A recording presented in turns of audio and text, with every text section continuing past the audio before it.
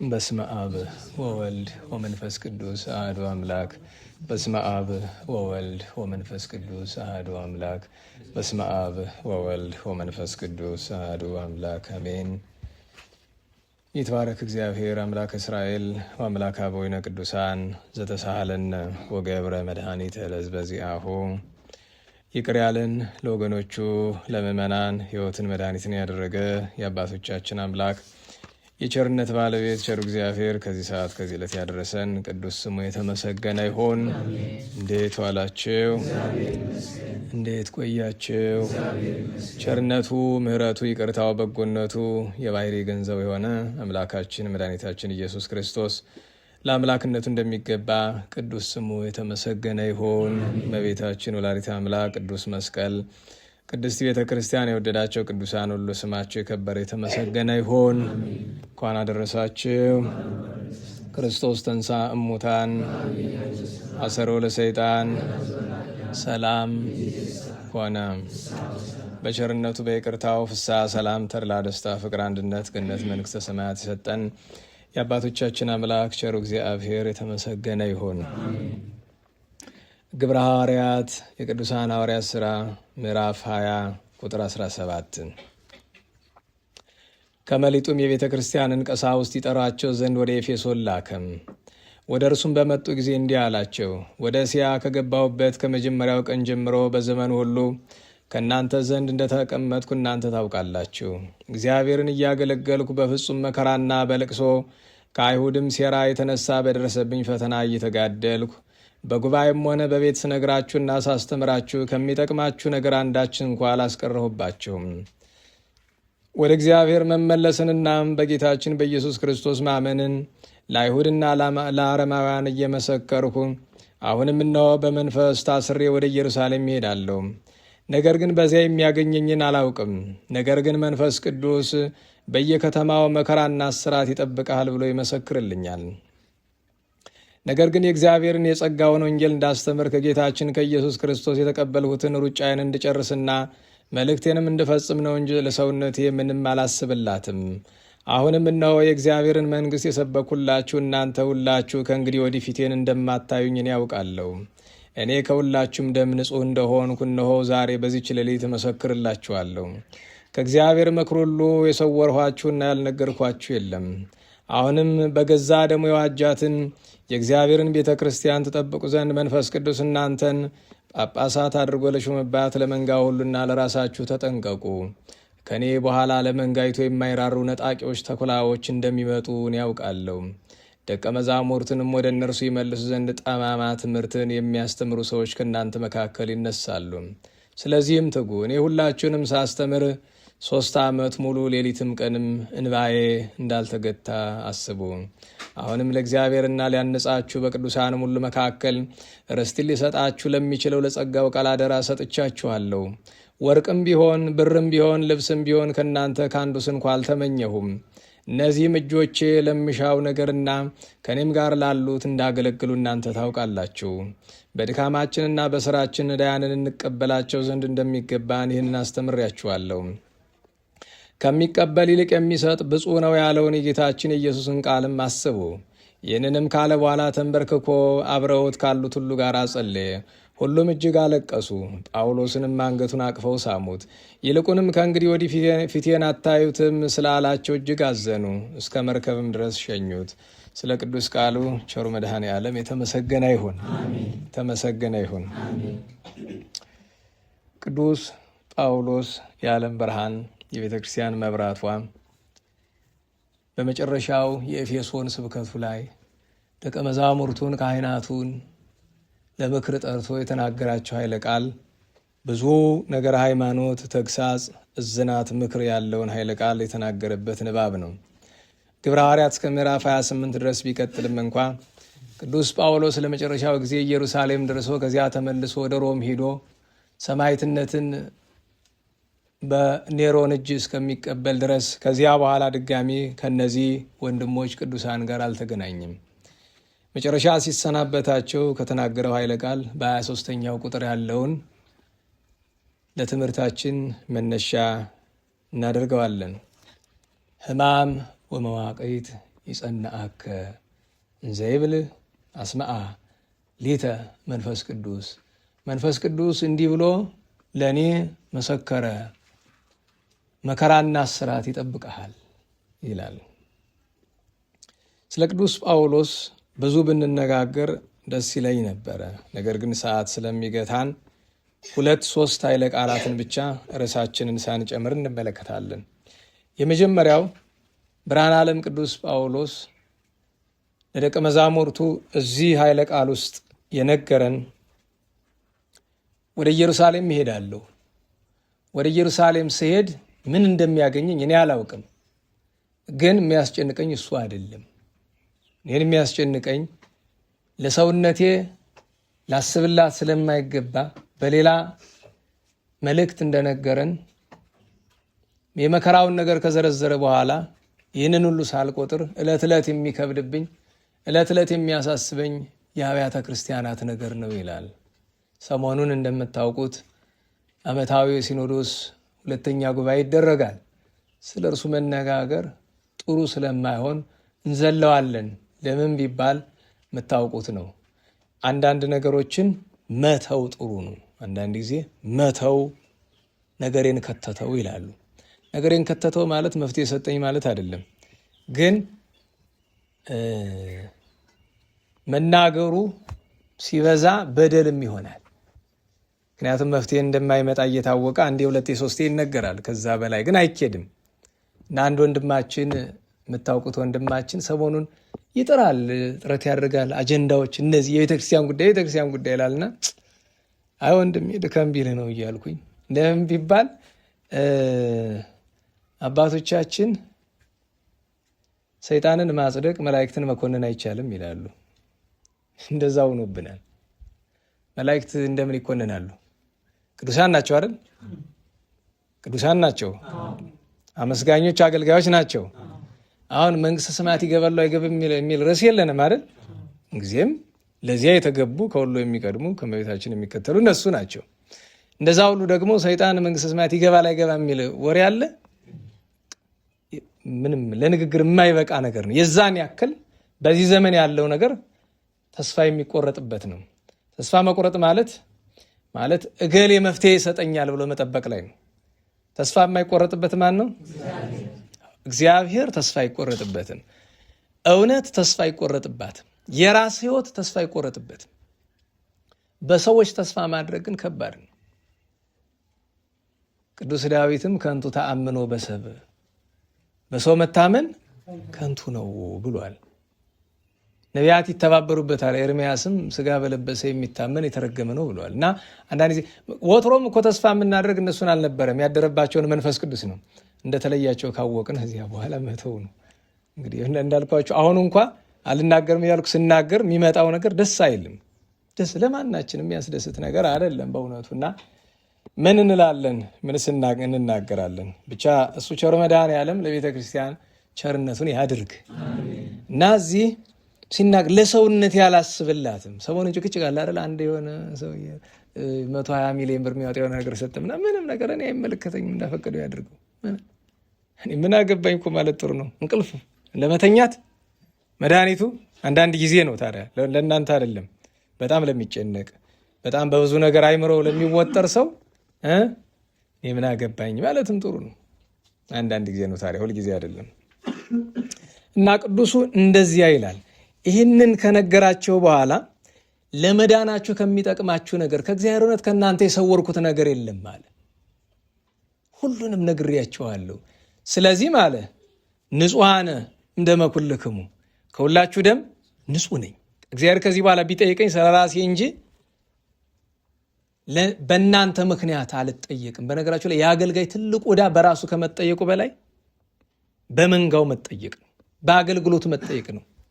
ዲያቆን የራሱ የሚጠየቅበት ልክ አለው። የተሰጠው ስራ ኃላፊነት አለ፣ በዛ ይጠየቃል።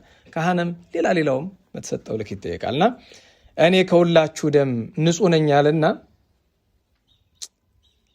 2 ኃይለ ቃላት ያስገራ። አንደኛ በገዛ ደሙ የዋጃትን የእግዚአብሔርን ቤተ ክርስቲያን ብሎ ልብ በሉ። እግዚአብሔር ሲል ማንን ማለቱ ነው? ጌታችን ኢየሱስ ክርስቶስን ነው። ምክንያቱም ምንም እግዚአብሔር ስንል አብንም ወልድንም መንፈስ ቅዱስን የሚመለከት ቢሆን ደሙን ያፈሰሰ ግን በቤተክርስቲያን ትምህርት ታውቃላችሁ አይደል? በነገረ ድነት ትምህርት እግዚአብሔር አብ አዳኝ ነው አይደለም? እግዚአብሔር ወልድ አዳኝ ነው አይደለም? እግዚአብሔር መንፈስ ቅዱስ አዳኝ ነው አይደለም? ነገር ግን አዳኝ የሚለውን ቃል መድኃኒት ወደሚለው ቃል ብንለውጠው ከአብ ከወልድ ከመንፈስ ቅዱስ ለማን ነው ቀጽለን እንናገር? ለጌታችን ኢየሱስ ክርስቶስ። ይሄ ማለት መድኃኒት ስንል በሞቱ በትንሣኤው በስጋው ደሙ የተደረገውን ነገር ለመጥቀስ ነው እንጂ አብ መድኃኒት አይባልም አይደለም። ይህ እንድትማወቅ አለባችሁ። ምስጢረ ሥላሴና ምስጢረ ሥጋዌ ስትማሩ አብ መንፈስ ቅዱስ መድኃኒት አይባሉም አይደለም። ነገር ግን ወልደ እግዚአብሔርን መድኃኒት ስንለው በምንድን ነው? በስጋዌው በማሙ በሞቱ በትንሣኤው እና በስጋው ደሙ። ግን መድኃኒት የሚባል ማን ብቻ ነው? ጌታችን ኢየሱስ ክርስቶስ ነው። ወይም ወልደ አምላክ ወልደ እግዚአብሔር ወልደ ማርያም ቸሩ መድኃኔዓለም ነው። እና እዚህ አንድ ነገር እሱን ነገረን። የእግዚአብሔርን ቤተ በደሙ ያጃትን የእግዚአብሔርን ቤተ ክርስቲያን ተጠብቁ ዘንድ አለና መንፈስ ቅዱስ እናንተን ጳጳሳት አድርጎ ለሾመባት በሉ። መንፈስ ቅዱስ ሿሚ መንፈስ ቅዱስ መሆኑን ነገረን። ሿሚ መንፈስ ቅዱስ ነው። ከዚያ የወጣ እንደሆነ አሳብ ይባላል በወንጌል በቅዱስ ዮሐንስ ወንጌል አሳብ ይለዋል በቅዱስ ዮሐንስ ወንጌል ምዕራፍ 10 ስለ ቸረኛና ስለ ክፉረኛ ሲናገር ያኛውን ኖላዊ ኄር ይለዋል። ቸር መጋቢ ቸር ጠባቂ ይለውና እዚህ ደግሞ አሳብ ይለዋል። ምንድን ነው? ቅጥረኛ፣ ምንደኛ። ምንዳ ምንድን ነው? ደሞዝ አይደል? ምድራዊ ደሞዝን የሚሻ ሰው እንደዚያ ይባላል። በነገራችን ላይ ከፍ አድርጋችሁ እንዳታስቡት፣ ለእኛም ይጨምራል። ቅድም አንድ ሰው ጋር እየተነጋገርኩኝ በጣም በዚህ ዘመን የበደለን ነገር አገልግሎቱን ሰማያዊ መሆኑ ቀርቶ ምድራዊ አድርገነዋል። ለምሳሌ አንድ ዲያቆን ሊቀድስ ሲገባ ጭንቅላቱ የሚያስብ ምንድን ነው? ይሄ ስራዬ ነው ደሞዝ የማገኝበት ብሎ ነው።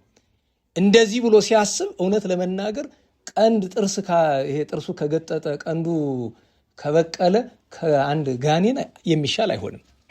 እንደዚህ ብሎ ሲያስብ ማለት ነው። ምክንያቱም ሰማያዊውን ስራ ምን አድርጎታል? ምድራዊ ስራ። ለዚያ ነው አሳብስ አሳብ ውእቱ። ቅጥረኛማ ቅጥረኛ ነው፣ ምንደኛማ ምንደኛ ነው። ይመጽእ ዘንበለ ከመ ይስርቅ ወይጥባ ወያይጉል። የሚመጣ ከመንጋው አርዶ ለመብላት ብቻ ነው። ቤተክርስቲያንን የሚፈልጋት ለገንዘብ ነው። አገልግሎቱን ክህነቱን የሚሻው ለገንዘብ። ይሄ ደግሞ ትልቅ ሞት ውርደት ነው፣ ጥፋት ነው።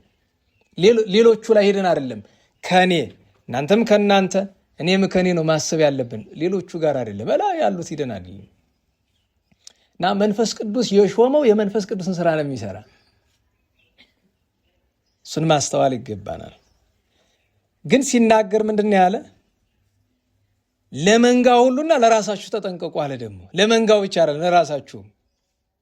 ምክንያቱም የተሾመ ሰው ሁለት ጥንቃቄ ያስፈልጋል፣ ራሱም እንዳይወድቅ መንጋውም እንዳይጠፋ ማለት ነው።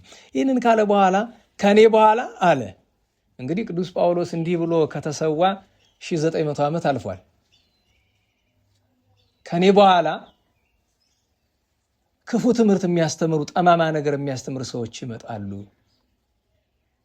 ለሚሄሩክሙ ነገረ ጠዋይ ይላል። ጠማማ ነገር፣ የማይሆን ነገር። በነገራችሁ ላይ ጠማማ የሚለው ለምንድን ነው? እናላችሁ አንድን ብረት ቀጥ አድርጎ ተመልከቱት። ሰውን ቀጥ ያለ ነው አይደለም? ጠመም ሲል ብረትነቱ ተለውጧል? አልተለወጠም? አልተለወጠም። ነገር ግን ምኑ ነው የተለወጠ? መልክኡ፣ አካሄዱ፣ ጎዳናው ተለውጧል። ለዛ ነው ስማቸው ክርስትና ነው። ክርስትና የሚለውን አይለወጡትም። የጌታችንን ስምም እንደዚያው አድርገው ነው የያዙት። የሚያስተምሩት ትምህርት ግን ጠዋል፣ ጠማማ የሚላልበት አንዱ ምክንያት እሱ ነው። ያልቀና የቅዱሳን ትምህርት ያልሆነ ነገር ይዘው ይመጣሉ። ከዚያ 3 ዓመት ሙሉ እያለቀሰ እንዴት እንዳስተማረ ነገረን። ከዚያ በኋላ አንድ ነገር ነገራቸው። እኔ ከእናንተ ወርቅም ይሁን ብርም ይሁን ልብስም ይሁን ምንም ነገር ተቀብዬ እንደማላቅ እንዳትረሱ አለ። የቅድሙ 120 ሚሊዮን የሚለውን እንተዋውንም ዞሮ እየሳበን የሚያስገባን ነው። ወደዚህ አይደለም እየሳበን አስቡት። ደግሞ አንዳንዶቹ የፍትሐ ነገሥቱን ቃል እያመጡ ይጠቅሳሉ። ኤጲስቆጶስ ሲሞት ሀብት ቢኖረው እንደዚህ ይሁን። ይህ ሀብት ሲጀምር የኤጲስቆጶሱ አይደለም የቤተ ክርስቲያን ነው። ምክንያቱም የኤጲስቆጶስ የግል ንብረት ሊኖረው ከቶሆኑ አይችልም። ስለ ሰውየው አይደለም የምናገር ነው። እሱን አይመለከተኝም። ስለ ሰውየው ሳይሆን ግን ሕግ ስርዓት ከፈለጋችሁ ታነግስትም እየተማራችሁ ስለሆነ በመካከል ምናልባት ነገረ ክህነት የሚመለከተውን ነገር ሊያልፉት ይችላሉ እየገምታለሁ። ለምን ብትማሩ ብዙዎቻችሁን ይጎዳችኋል፣ ለትችት ነው የሚዳርጋችሁ። በፊትም መምህር በጻ እነዚህ አይነት አንቀጾችን ይዘሏቸዋል። ምክንያቱም ለእናንተ ስለማይጠቅም ነው። ምክንያቱም ያንን ተምሮ ትርፉ ትችት ነው። እንኳን እናንተ እኔ ተችቼ የምጸድቅ ይመስላችኋል? ጸድቃለሁ ይመስላችኋል? መተች አይደለም፣ አለመታደል ነው። ትችት አለመታደል ነው። ምክንያቱም ማንም ተችቶ አልጸደቅም። ማንም ሰው ተችቶ የጸደቀ የለም። እና ኤጲስቆጶስ ግብር ይመጣል። እንድታውቁት የሚያስፈልገው ወደ ቤተክርስቲያን አስራት ይመጣል አይደል? ከአስራት ውስጥ አከፋፈላለሁ። ፍትሐ ነገሥት ላይ ካስተማሯቸው ያስተምሯቸዋል። አከፋፈላለሁ። ለኤጲስቆጶስ የሚደርሰው እጅ አለ። ለሌሎቹ እንደተዋረድ ደግሞ ለአገልጋዮች የሚደርሳቸው እጅ አለ። ያንን ኤጲስቆጶሱ ምንድን ነው የሚያደርገው ከተባለ የዕለት ጉርስ የዓመት ልብሱን ይጠቀምበትና የተረፈውን እንግዳ ይቀበልበታል፣ ነዳያንን ያበለበታል። ምክንያቱም ኤጲስቆጶስ ገንዘብ ተርፎት ነዳያንን ባይመግባቸው እንግዳ ባይቀበልበት ባለ ዕዳ ነው። ሀጥ ይባላል፣ ስተት ይባላል። የሚከማች ሀብት ሊኖረው አይችልም። እንዲያው እግረ መንገዱ እና ቅዱስ ጳውሎስ አገልጋይ አስቡት። ቅዱስ ጳውሎስ እያገለገለ ነው አይደል? ደሞዝ ይገባኛል ማለት ይችላል። ጌታችን እኮ ብሏል፣ ይደለው አስቦ ለዘይት ቀን ብሏል። ለሚያገለግል ምን ይገባዋል? ዋጋ። አሁን ደሞዝ መቀበል ኃጢአት ነው አይደለም። ነገር ግን ከዚያም እንኳ አለፍ ብሎ ቅንጣት ደሞዝ ሳይፈልግ በእጆቹ የሚሰሩ ነገሮችን እየሰራ እነዚያን እየሸጠ እየተመገበ የተረፈውን ለደቀ መዛሙርት እየመገበ ከዚህ የተረፈው ደግሞ ለነዳያን ይሰጥ ነበር እና ለራሱ ብቻ ሰው ለተማሪዎችም ያውም እያመመው ቅዱስ ጳውሎስ ራሱን ጥምጥም አንዱ የጥምጥም ምክንያት ስርዓት ስለሆነ ብቻ አይደለም፣ ተደራቢ ጥቅም ነበረው። በጣም ያመው ነበር ራሱን። ራስ መንዘን ሲባል ሰማለች ማይግሬን ምናምን ነው ቴሌቪዥን ነው።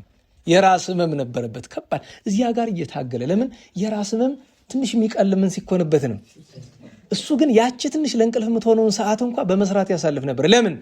ከምዕመናን ገንዘብ ላለመውሰድ፣ ወርቅም ብርም ልብስም። ከዚያ ቀጥሎ የጌታችንን ኃይለ ቃል ነገረን። አሁን እስቲ አንድ የቤት ስራ ልስጣችሁ። ግብረ ሐዋርያት ምዕራፍ 20 ቁጥር 35 ላይ ሆነ ያነበብነው ላይ ከሚቀበል ይልቅ የሚሰጥ ብፁዕ ነው፣ ብፁዕ ዘይሁብ እምዘይነስ ያለውን የጌታችን ኢየሱስን ቃል አሰቡ። እስቲ ወንጌል ላይ እንዲህ የሚል ቃል ፈልጉልኝ። እንዴት ባለች የሚመሳሰል ነገር አይጠፋም። ቃል በቃል ግን እንደዚህ የሚል ቃል ፈልጉ እስቲ። ከዛ ስታገኙት እንነጋገራለን። አለም አላልኳችሁም፣ የለምም አላልኳችሁም። ፈልጉና ለሚቀጥለው ዓርብ አስታውሳችሁ ትሰጡኛላችሁ። አይሻልም? እንዴት ዋላችሁ? ቀላል እኮ ነው። አሁን እዚህ የፊት ወንበር ያላችሁ የቅዱስ ማቴዎስ ወንጌል ከምዕራፍ 1 እስከ ምዕራፍ 5 እስከ ምዕራፍ 10 ብትፈልጉ ተካፍላችሁ ተመልከቱ። ግዴታችሁ ነው። ዛሬ ምሽት ነገን እስከ ዓርብ ማታ ማለት ነው አይደል? እስከ ምዕራፍ 10 ቀጥሎ ያላችሁት እስከ ምዕራፍ 15 ከዛ ሶስተኛው ወንበር እስከ ምዕራፍ 20 ከዛ አራተኛው እስከ ምዕራፍ 28 እስከ መጨረሻው ማለት ነው። ከዛ ሰብሳቢ ያለበት ተለዋውጣችኋል። አሁንም አንተ ነህ እሱ ነው። እሺ፣ ስለዚህ አንተ ያለበት መስመር የቅዱስ ማርቆስ ወንጌል እስከ 10 ከዛ ከኋላ ያላችሁት እናንተ የቅዱስ ማርቆስ ወንጌል እስከ 10 ከሚሆን እናንተ እስከ 8 አድርጉትና እናንተ እስከ 16 ከዛ ያላችሁ እህቶቻችን የቅዱስ ሉቃስ ወንጌል ሴት ሆኖች ለማንበብ አትቸገሩ ማለት ነገሩኝ እንጂ ማንበብ የማያውቅ ካለ እንግዲህ እሱን ምንም ማድረግ አንችልም። የማያውቅ ካለ እናንተ የቅዱስ ሉቃስ ወንጌል እስከ 10 ከኋላ ከዛ ቀጥሎ ከዚህ መስመር ከበሩ ወደዚህ ያላችሁት እስከ 17 ከዛ እናንተ ሶስታችሁ ያላችሁበት እስከ ምዕራፍ 24 ላይ ያልቃል አይደለም። ከዛ እናንተ የቅዱስ ዮሐንስ ወንጌል እስከ ምዕራፍ 5 እናንተ ቀጥሎ ያላችሁ ሶስታችሁት እስከ ምዕራፍ 12 የያዛችሁ ነው። ዝም ብላችሁ የምታስለፈልፉኝ እናንተ እዚህ ያላችሁት እስከ ምዕራፍ 17 ከ12 እስከ 17 እናንተ የቀራችሁት እስከ ምዕራፍ 21 ታነባላችሁ ማለት ነው። ይዛችሁታል? ይዛችኋል ወይ? ስለዚህ ከዚያ ፈልጋችሁ ወይ ቃል በቃል ካለው ይሄንን የሚመስል ካገኛችሁ አምጡ። ይሄን ለምንድን ነው የምነግራችሁ? በኋላ ምክንያቱን ዓርብ ሳስተምር አስታውሳችኋለሁ። ምክንያቱን ለምን እንደዚህ እንዳልኩኝ እግረ መንገዱን ግን አንድ ነገር ወቁ፣ መጽሐፍ ቅዱስ የማንበብ ባህላችን ደካማ ነው። አንድ ሰው ከቅዱስ መጽሐፍ በተለይ ከወንጌል እንዴት ሳያነብ ይውላል? በነገራችሁ ላይ ደህና ዋላችሁ። የዕለት ምግባችን ስጠን ዛሬ እንላለን አይደል? ሲሳየነ ዘለለ ዕለትነ ሀበነ ዮም እንላለን። የዕለት እንጀራ ሲባል በዋነኝነት ለሶስት ነው የሚተረጎም። ለጊዜው ለምንመገበው ምግብ፣ ሁለተኛው ምስጢር ቅዱስ ቃሉን ወንጌልን አይደል? የዕለት እንጀራ ምንላት የዕለት እንጀራ ነው ቅዱስ ወንጌል። ሶስተኛ ስጋ ወደሙ ነው አይደለም? እንግዲህ አስቡት፣ ሰው ከወንጌል ሳያነብ አንድ ክርስቲያን እንዴት መዋል ይችላል? ዛሬ የሚገርማችሁ ስንፍናችን ነው። በመጻሕፍት ነው ማንበብ ያለብን፣ ግን በጣም ከአቅም በላይ የሆነ ነገር ቢገጥመን እንኳ እጃችን ውስጥ መጽሐፍ ቅዱስ አለ። በዚያ ማንበብ የሚመከር ነገር ባይሆንም እንኳ የመጨረሻ አማራጭ ሊሆን ይችላል እና ከሚሰጥ ከሚቀበል ይልቅ የሚሰጥ ብፁዕ ነው ብሎ ሲናገር በቤተ ክርስቲያናችን ትልቁ ምግባር አፄ ልብነ ድንግል በመጨረሻ ዘመናቸው ምን አሉ? መልክአ ኤዶም ላይ እምኩሉ ምግባረ ጽድቅ ይህይስ ውሂብ፣ ከስራ ሁሉ የምትበልጥ ፍቅር ናት። ፍቅር ደግሞ መደበኛ መገለጫዋ ምንድን ናት? ምጽዋት ናት። አሁን ዛሬ እያሰብኩት ነበር። ቅዱስ ፊቅጦርን አከበርሁ አልኩኝ። ከነጋ ምንድን ያደረግኩ እየሳስበው ትልቁ ነገር ምጽዋት ነበረ። ማለት ጥቂት ነገር እንሞክር ይሆናል፣ ግን አጥጋቢ አይደለም።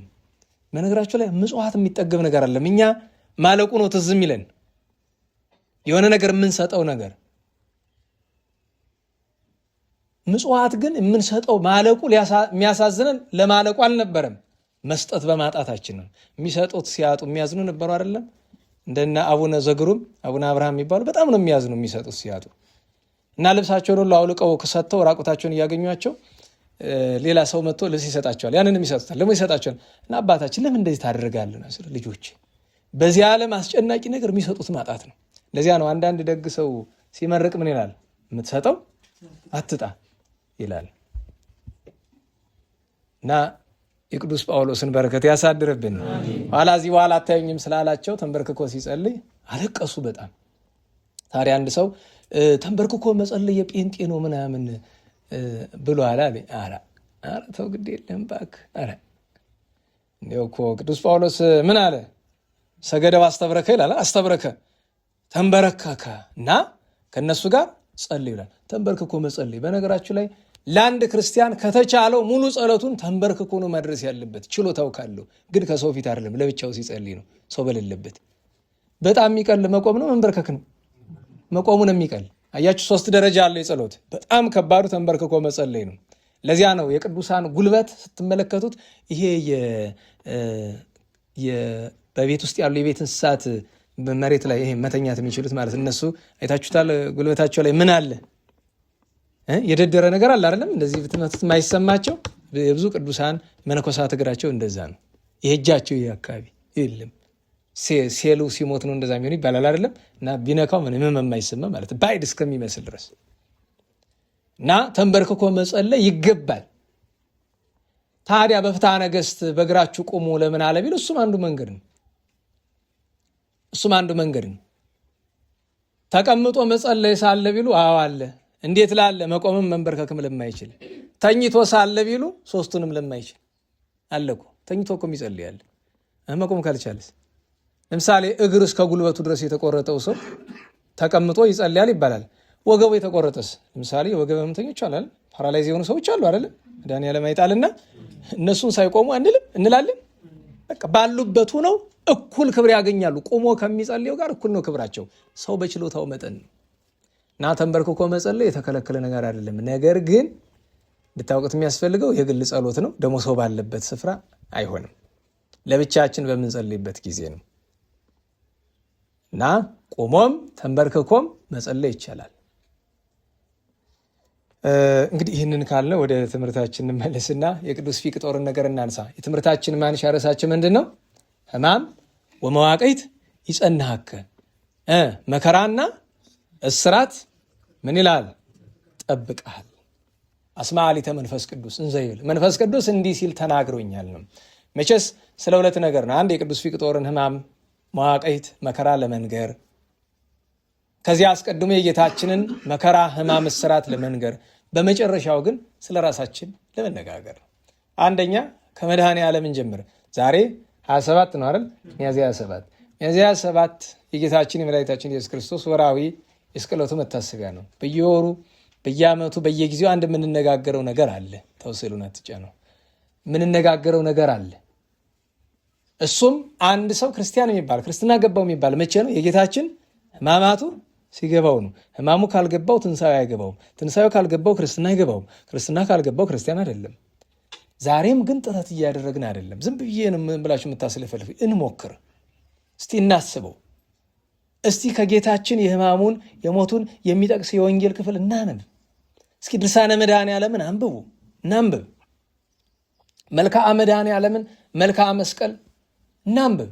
ብዙ ናቸው። መልክዓ መስቀል 4-5 አይነት አለ። መልክዓ መድኃኔ ዓለም 3-4 አይነት አለ። እናንብቡ። የጌታችን ሕማማት ይናገራል። ልብ ብለን እናስበው እስቲ። ትንሽ ይቆርቁረን። ለእኛ ተደርጎ ተብሎ የተደረገው ሕማሙ ሞቱ ይቆርቁረን። ለእኔ እኮ ነው እንድንል። ለምን ቅዱሳን ያን ሁሉ መከራ እንዲታገሱ ያደረጋቸው የጌታን ሕማማት ማሰብ ነው። አምላክ ወልደ አምላክ ለእኛ ሲል ዘሃለፍከ አጸደ ግፍ ይለዋል ቅዱስ ጊዮርጊስ መምህረ ጋስጫ። ያንን የግፍ አደባባይ ለእኛ ሲል እነዛን እያንዳንዱን ሕማማት የ18 ሰዓት ሕማማት የተቀበለ ለእኛ ነው እና ይትባረክ እግዚአብሔር ዘሰመየ ሕማማተ ወልዱ ክብረ ወስብሐት አለ አይደለም ቅዱስ ዮሐንስ አፈወርቅ። የጌታ ሕማማት የገባው አፈወርቅ፣ የጌታ ሕማማት የገባው ቅዱስ ጳውሎስ፣ የጌታ ሕማማት የገባቸው ብዙ ቅዱሳን ናቸው። ካልገባቸው ዘንድ ክርስቲያን መሆን ስለማይችሉ እና አንደኛው እሱ ነው።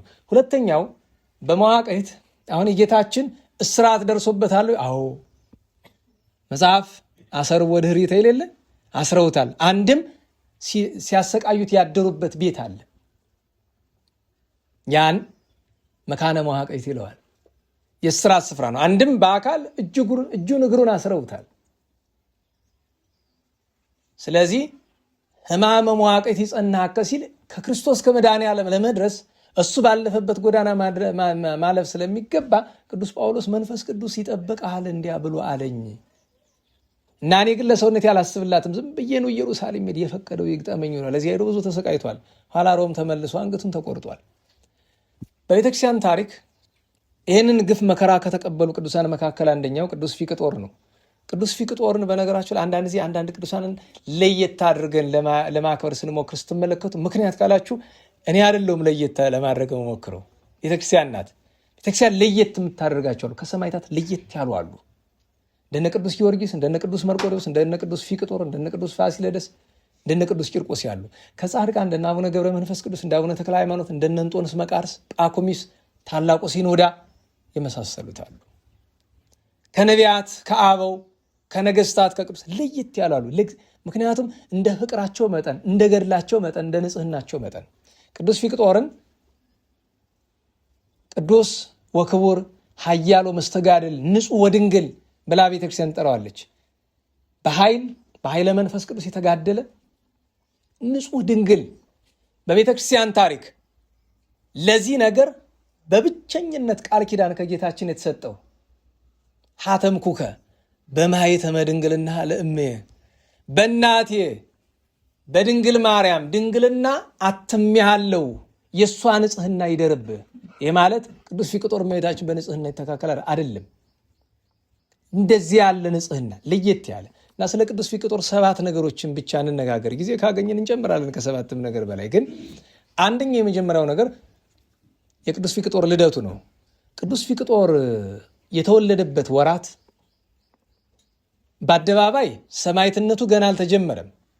እነ ዲዮቅልጥያኖስ አግሪጳዳ የፍየል እረኛ የነበረው ነግሷል። ግን በአፉ ክርስቲያን ነኝ እያለ በልቡ ጣዖት የሚያመልክበት ጊዜ ነበረ። አባቱ ህርማኖስ ይባላል። በዓለም ታሪክ ከነበሩ ክፉ ሰዎች አንዱ እሱ ነው። እናቱ ማርታ። በነገራችሁ ላይ ቅዱስ ፊቅጦር እንደ ፀሐይ ከምታበራ ቅድስት እናትና እንደ ቁራ ከጠቆረ መልኩን አይደለም ግብሩ ልቡ ከክፉ አባቱ ከህርማኖስን የተወለደ። ህርማኖስ ድሮ ለከንፈሩም ክርስቲያን ነኝ ባይ ነው። ዲዮቅልጥያኖስ ሲክድ ግን አብሮ ካደ። ያን ጊዜ ቅዱስ ፊቅጦር ወደ ወጣትነትም አልደረሰም፣ ልጅነቱንም አልፏል። ከዚህ አስቀድሞ ግን ቅዱስ ፊቅጦርን ከመውለዳቸው በፊት ተጋብተው ገድሉ እንደሚለው እስከ 30 ዓመት ድረስ ያለ ልጅ ቆይተዋል። በጣም ታዝን ነበረ። ዘወትር እየሄደች መድኃኔ ዓለምን ትለምን ነበረ። እመቤታችን ስዕል ፊት እየተንበረከከች ትጸልይ ነበረ። አንድ ቀን ስትጸልይ እናቴ ሆይ እመቤቴ ልጅ ስጭኝ፣ ለአንቺ የሚሆንሽ አንቺን የሚያስደስት ልጅሽን የሚያስደስት የሚያገለግልሽ ልጅ ስጭኝ። ምክንያቱም ህርማኖስ ማለት ከንጉሱ ቀጥሎ በደረጃ ሁለተኛ ነው። ያ ማለት በሮም መንግስት ማለት በዓለም ደረጃ ከአንድ መካከለኛ ከሚባል ሀገር ንጉሠ ነገሥት የሚበልጥ ስልጣን ያለው ነው። በጣም ሀብታሞች ናቸው። በአንድ ቀን እስከ 80 እስከ 90 ልጥረ ወርቅ ምጽዋት ትሰጥ ነበር። በነገራችሁ ላይ ቅዱስ ማነው ባሊያ ነጋዴው ሚያዝያ 3 ያከበር ነው መርቄ። ቅዱስ መርቄ እድሜ ዘመኑን ሰብስቦ በጣም ሀብታም ሆኖ ነበር አይደል? ግን ሀብቱ አጠቃላይ ስንት ነው? 40 ልጥር ነው። እሷ ግን በአንድ ቀን እስከ 80 እስከ 90 ልጥር ምጽዋት ትሰጥ ነበረ ከሀብታቸው ብዛት የተነሳ። እና አንድ ቀን የእመቤታችን ስዕል ካለበት ዘንድ ቤተክርስቲያን ገብታ እመቤቴ ሆይ ልጅ ስጭኝ ብላ ስትል ስዕሊቱ አንገቷን ነቀነቀች። እሺ እንደማለት መቼስ አንዳንድ ጊዜ ስዕላት እንደዚያ ቢሉብን አይሉብንም፣ ለእኛ እንኳ ግን ቢሉ አይን የሆን ነው የምንል። ምክንያቱም አንዳንድ ጊዜ አይን ብዥ ሲል እንደዛ ሊመስል ይችላል። እንደዛ ስለተሰማት እመቤታችን ተነጋገረቻት። አይዞሽ እኔ ነኝ ያልኩሽ ግን አለች ስሙን እንዳትቀይሪ ፊቅጦር በይው። በፈረንጅ ብዙ ቪክተር የሚባል ታውቃለህ? በተለይ ኳስ የምታየው ቪክተር ሳምበሪ ምናምን የሚባሉ ሰዎች አሉ። ቪክተር ወይም በቅብጥ ቋንቋ ቦክቶር ይሉታል። በእኛ ደግሞ ፊቅጦር ይባላል። ስታነቡት በግዕዝ ስለሆነ ቃሉ የመጣው ወደ አማርኛ ፊቅጦር ይላል። ስለዚህ አንድ ኩታራ ሰይመን የለ አይደለም፣ ፊቅጦር ቅን ሳብ ቤተክርስቲያን አለ አይደለም።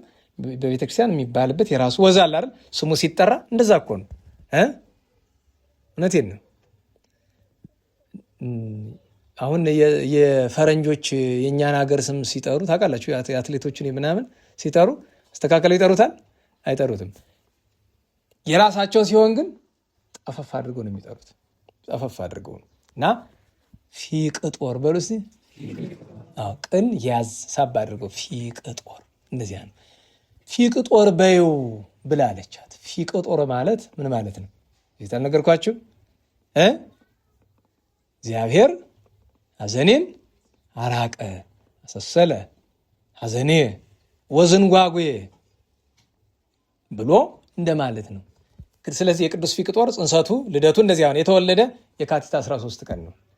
በ3ኛው መቶ ክፍለ ዘመን የመጨረሻዎቹ ዘመናት አካባቢ ምናልባትም በ280 መጀመሪያ አካባቢ ይሆናል የተወለደበት ጊዜ። ምክንያቱም መከራ መቀበል ሲጀምር እድሜው ከ20ዎቹ መጀመሪያ ውስጥ ነበረ። ከዚያ ሁለተኛ መነጋገር፣ አንደኛ ልደቱን አየን። በእመቤታችን አማላጅነት በጌታችን ቸርነት ነው የተወለደ በ30 ዓመት ልመና። ሁለተኛው ክርስትና ነው። ክርስትና በሚነሳበት ጊዜ የአግሪጳዳ ኋላ ዲዮቅልጥያኖስ ሲሆን የንጉሠ ነገሥቱ ሚስቶች አሉ። እንግዲህ ችግር ነው እንኳን አይዛብ አንዳንድ ጊዜ ክርስቲያን ተብሎ ሚስቶች የሚባል ሰው አለ። እኔ ነገራችሁ ላይ በዚህ ዘመን የማውቃለሁ 2-3 ሚስት የያዘ ሰው ማለት ነው። በነገራችሁ ላይ ከሱ ላይ የሚያስገርመኝ ሁለተኛ ሶስተኛ እንደሆኑ እያወቁ የሚቀመጡ ሴቶች ናቸው። ቀድሞ ዘመን በሀብታሞቹ በነገስታት ዘመን ምን ይባላል? ዕቁባት አይደል? ዕቁባት አለው። በነገራችን ላይ ዕቁባት አይደለም ዕቁባት። አቀበ ምንድን ነው? ጠበቀ። ዕቁባት ምንድን ናት? ጠባቂ ሚስት። ሲደብረው የሚሄድ ማለት ጠባቂ፣ እስኪመጣ የምትጠብቅ ማለት ነው። ጠባቂ አስባችሁታል? አማርኛው ግን ጸያፍ ነው፣ ይከብዳል አይደል? ያን ጸያፉን ትተህ ደግሞ አንዳንዱ ደግሞ ቅምጥ ይላል። ያው ተቀምጣ የምትጠብቅ ነው። ምን አላት ሌላ? እና ይሄ መንፈሳዊነቱ ብቻ አይደለም፣ ራስን መናቅ ነው። አንዲት ሴት ሁለተኛ ሶስተኛ የተወሰደ ከማን ነው? ከናይጄሪያ ከአይዛብ የተወሰደ ነው አይደለም? ከአንድ ሴት እንዲህ አንዲት ሴት እንዴት ተጠባባ እኔ አይደል እንጃ እኔ ብቻ እንደ መድኃኒዓለም ከዚህ አድነን። እንዲያው እናንተን የሚመለከት ነገር ላይሆን ይችላል፣ ግን ይህንን የሚሰማ አይታወቅም። እንዲህ ያለ ሰው አንዱ ሊሰማ ይችላል። እንዲህ ያለ እኮ አለ እልፍ ብሎ ያዳምጠዋል። ለመጀመሪያው ስታዳምጥ ይህን ትናደዳለች፣ ሰደበኝ ብላ። ኋላ ግን አንድ ቀን ቀስ ብሎ ቆረቁራታል። ያን ቀን ሊገባት ይችል ይሆናል። ስለሆነ ሰው እያወራሁ መስሏችሁ ከሆነ እንዳትሳሳቱ። አይደለም፣ ስለሆነ ሰው እያወራሁ አይደለም፣ ግን ይሄዳል፣ ይደርሳል። ለዚያ ሲባል ነው እንጂ ይሄ እናንተን የሚመለከት ነገር ለጊዜው አይደለም። ለሁሉም ሚስቶች ነበሩት። ከሚስቶቹ አንዷ ዋናዋ ንግስቲቱ፣ በነገራችሁ ላይ ዋና የሚባሉት 2 ናቸው። አንዷ የንጉሠ ነገሥቱ የኑማሪያኖስ ልጅ ናት። ኑማሪያኖስ በጦርነት ሄዶ ተገሎ እያለ የአንድ የፍየል እረኛ እና የፈረስ ፋንድያ ሲጠርቅ የነበረ ሰው አንስታ ንጉሥ አደረገችው። በቀደም አላልኳችሁም? አንዳንድ ጊዜ ድሃ አትሾሙ ምናምን የሚለው ነገር እንደው እንደንትን እንዳታዩት ግን በቃ እና እቺ ሴት ክፉ ናት። ሁለተኛዋ ሚስቱ ግን ማናት? ከቅዱስ ጊዮርጊስ ታሪክ ውስጥ የምናገኛት እስክንድሪያ ናት። እሷ ጣዖት አምላኪ ናት፣ ግን ቢያንስ ሰብዕና አላት። እና እችኛይቱን ሴት ዲዮቅልጥያኖስ ምን አላት? ህርማኖስ ልጅ ስለወለደ ማርታ ደግሞ ከነገስታት ዘር የምትቆጠር በጣም የተከበረች ሴት ናት እና አጅቢያት፣ አብረሻት ሂጂ ወደ ክርስትናው አላት። ወደ ክርስትናው ሄዳ ክርስትና ሊያነሳው የቀረበ ማን ነው? ሊቀ መላእክት ቅዱስ ሩፋኤል ነው። መታቀፊያ ልብስ ደግሞ ይዘው የመጣ ምንድን ነው? ሰማያዊ ልብስ ነው፣ ወርቅ የሆነ ወርቅ። ያንን አይታ ቅናት ነደደች። ስጭኝ አለች። አይሆንም፣ የማይሆን ሆነ። ልትነካው ስትል ሩፋኤል ይወስደዋል፣ ቅዱስ ሩፋኤል። ኋላ ስለተናደደች ጥምቀቱ ካለቀ በኋላ ሕፃኑን ተቀብላ ደረጃ ላይ ወረወረችው። ቅዱስ ፊቅጦርን ሞተ። በሕፃንነቱ ሞቶ ያውቃል፣ በክርስትናው ቀን ሞተ እና ቅድስት ማርታ ታቅፋ ሄዳ እናቴ ሆይ እመቤቴ፣ ምክንያቱም ከዲዮቅልጥያኖስ ሚስት ጋር መጣላት አትችልም፣ ችግር ነው። በምን ትጣላለች? በዚያውም ላይ መንፈሳዊ ሴት ናት። ሄዳ እመቤታችን ምን ነው አሳይተሽ ነሳሽኝ አለቻት። ስለ አድነው አፍ ብትልበት መልሶ ተነስቷል። የሚገርማችሁ ያ የወርቅ ልብሱ አብሮት ኑሯል። ዲዮቅልጥያኖስና ሚስቱ ሊወስዱት ብዙ ጥረት አድርገዋል፣ አልተሳካላቸው። የሚገርማችሁ ቅዱስ ፊቅጦር ከተሰዋ በኋላ ያንን ልብስ ለጣዖት መስዋዕት ማሳረጊያ ሊያደርገው ብሎ ዲዮቅልጥያኖስ ሲሞክር አይታችኋል። የትናንቱን አርኬ ያሰርጎ ምንድነው ልብሱ ዘወርቅ አመት ሀድገ በዚህ ያሰርጉ ጣዖታቲሁ ሶበለበ ንጉሥ ሀሌ ሀበህላዌው ተመስጦ ሰማይ የሚለው እሱ ነው። ለጣዖት መስዋዕት ሊያቀርብበት ሲፈልግ ቅዱስ ሩፋኤል ወርዶ እንደገና ነጥቆ ወደ ሰማይ ያሳርጎታል ያንን ልብስ። ሁለተኛው ነገር ይሄ ነው። ሶስተኛው ነገር ቅዱስ ፊቅጦር ሲያድግ ቅድስት ማርታ የእግዚአብሔር መልአክ ያዛት አንድ ነገር ነበረ። ጸጉሩ እንዳትቆርጩ ተብላለች እንደ ሶምሶ እና ቅዱስ ፊቅጦር ከተወለደ አንስቶ እስከሚሰዋበት ድረስ ለ20 ምናምን ዓመት ጸጉሩ ተቆርጦ አያውቅም። ያ ማለት ናዝራዊ ነው የነበረ። እሱ ብቻ አይደለም፣ ገና ከሕፃንነቱ ጀምሮ በናዝራዊ ስርዓት ይሄንን ስታዙ አይደለም፣ በራሱ ነው። ስጋ አይበላም። በነገራችሁ ላይ ስጋ አልበላም፣ የወይን ጠጅ አልጠጣም፣ ያ የላመ ጣም አይበላም። በውስጥ ሰቅማቅ እየለበሰ በውጭ ግን ያን የክብር ልብሱን ይለብስ ነበር። ስታሳድገው አባቱ ግድ የለሽ ክፉ ሰው ነው። እናቱ ግን በመንፈሳዊ ስርዓት ነው ያሳደገችው። ምክንያቱም ለእኛ ትምህርት ስለሆነ ነገሩ ልጅ ማን እንደሚመስል ወላጆቹ፣ አሳዳጊዎቹን፣ አስተማሪዎቹ እንደሚመስል ደጋግሜ እንደምላችሁ ልጆቻችንን ከመንገር ይልቅ ማድረግ ይቀላል። ምንነግራቸው ሌላ ምናደርገው ሌላ ከሆነ ችግር ነው። ቤት ውስጥ መዝሙር ብቻ እንዲከፈት ማድረግ። በነገራችሁ ላይ ብዙ መዝሙሮችን እኔ በግል ላልወድ እችላለሁ። እውነቴን ነው። ከቻላችሁ የሊቃውንትን ማህሌት የተቀረጸ ሞልቷል። እሱን ቤት መክፈት፣ ማድመጥ፣ ማስደመጥ። እሱ እንኳ ቢጠፋ ከመዝሙራት ጥንታዊዎቹን በተለይ የማኅበረ ቅዱሳን የመዝሙር ጥሩ የማኅበረ ቅዱሳን መዝሙር፣ ከዚያ ቀጥሎ የጥንቶቹ ታውቋቸዋላችሁ። እነሱ ይሄን የዘመኑን እንጃ ለምን ጎትቶ ዘፈኑ ነው የሚከታቸው። እንደናዋላችሁ የዘፈኑ መቅድሙ ምንድን ነው ከተባለ የዚህ ዘመን መዝሙር ብሎ መናገር ይቀላል። እችን ሰምተው ደግሞ ውስጥ የሚሉ ድረስ ስድብ ሳደቡ እንግዲህ ልማዳቸው ነው። ለምን ገበያ ነው ለሸቀጥ የወጣ ነገር። አንድ ዘፋኝ አንዳንድ ጊዜ ክርክር ገሌ እኮ የሚዘፍን ለሀገር ፍቅር ነው ይባላል። አረ እስቲ ሙት በለኝ ይላል። ለነገሩ አረ ድፍት በለ የሚለኝ ብለው ግን እስቲ ሙት በለኝ። አዎ ለሀገር ነው ወንድሜ። እኔ እንዲያውም አንድ ሰው ጋር ምናልኩት ቅርብ ጊዜ እንዲወጣ ዘፈን አለ አይደለም፣ እና እዛ ሚዲያ ሰዎች ጋር እየተነጋገርን እስኪ ግጥሙን ላኩልኝ ልየው።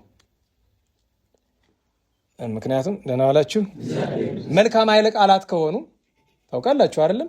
አንድን ምግብ በደንብ ተሰራራውና ማለት ነው በደንብ አዘገጃጅተህ መርዝ እንደመጨመር ነው። ጥሩ ግጥም ጽፈህ ዘፈን ስታደርገው ማለት ነው። እዛ እኮ ነው። ስለዚህ ግጥሙ ብቻ ልየው እስቲ፣ ልጠቀምበት አይደለም እስቲ ልየው ምን እንደሚል። ከዛ አንዳንዱ ሰው ይፈላስፋል። እንዲህ ሲል እኮ እንዲህ ለማለት ነው። አንድምታ ደግሞ የዘፈን አንድምታ ያለ ይመጣል። አይጣል ነው። ነፍሳችን ይማረው መድኃኒዓለም። ከባድ ጊዜ ሆኖብናል። አገር በቁሙ እንደ ቁና ናታችን ላይ ልትደፋ ሰው በዘፈን ጉዳይ ይከራከራል።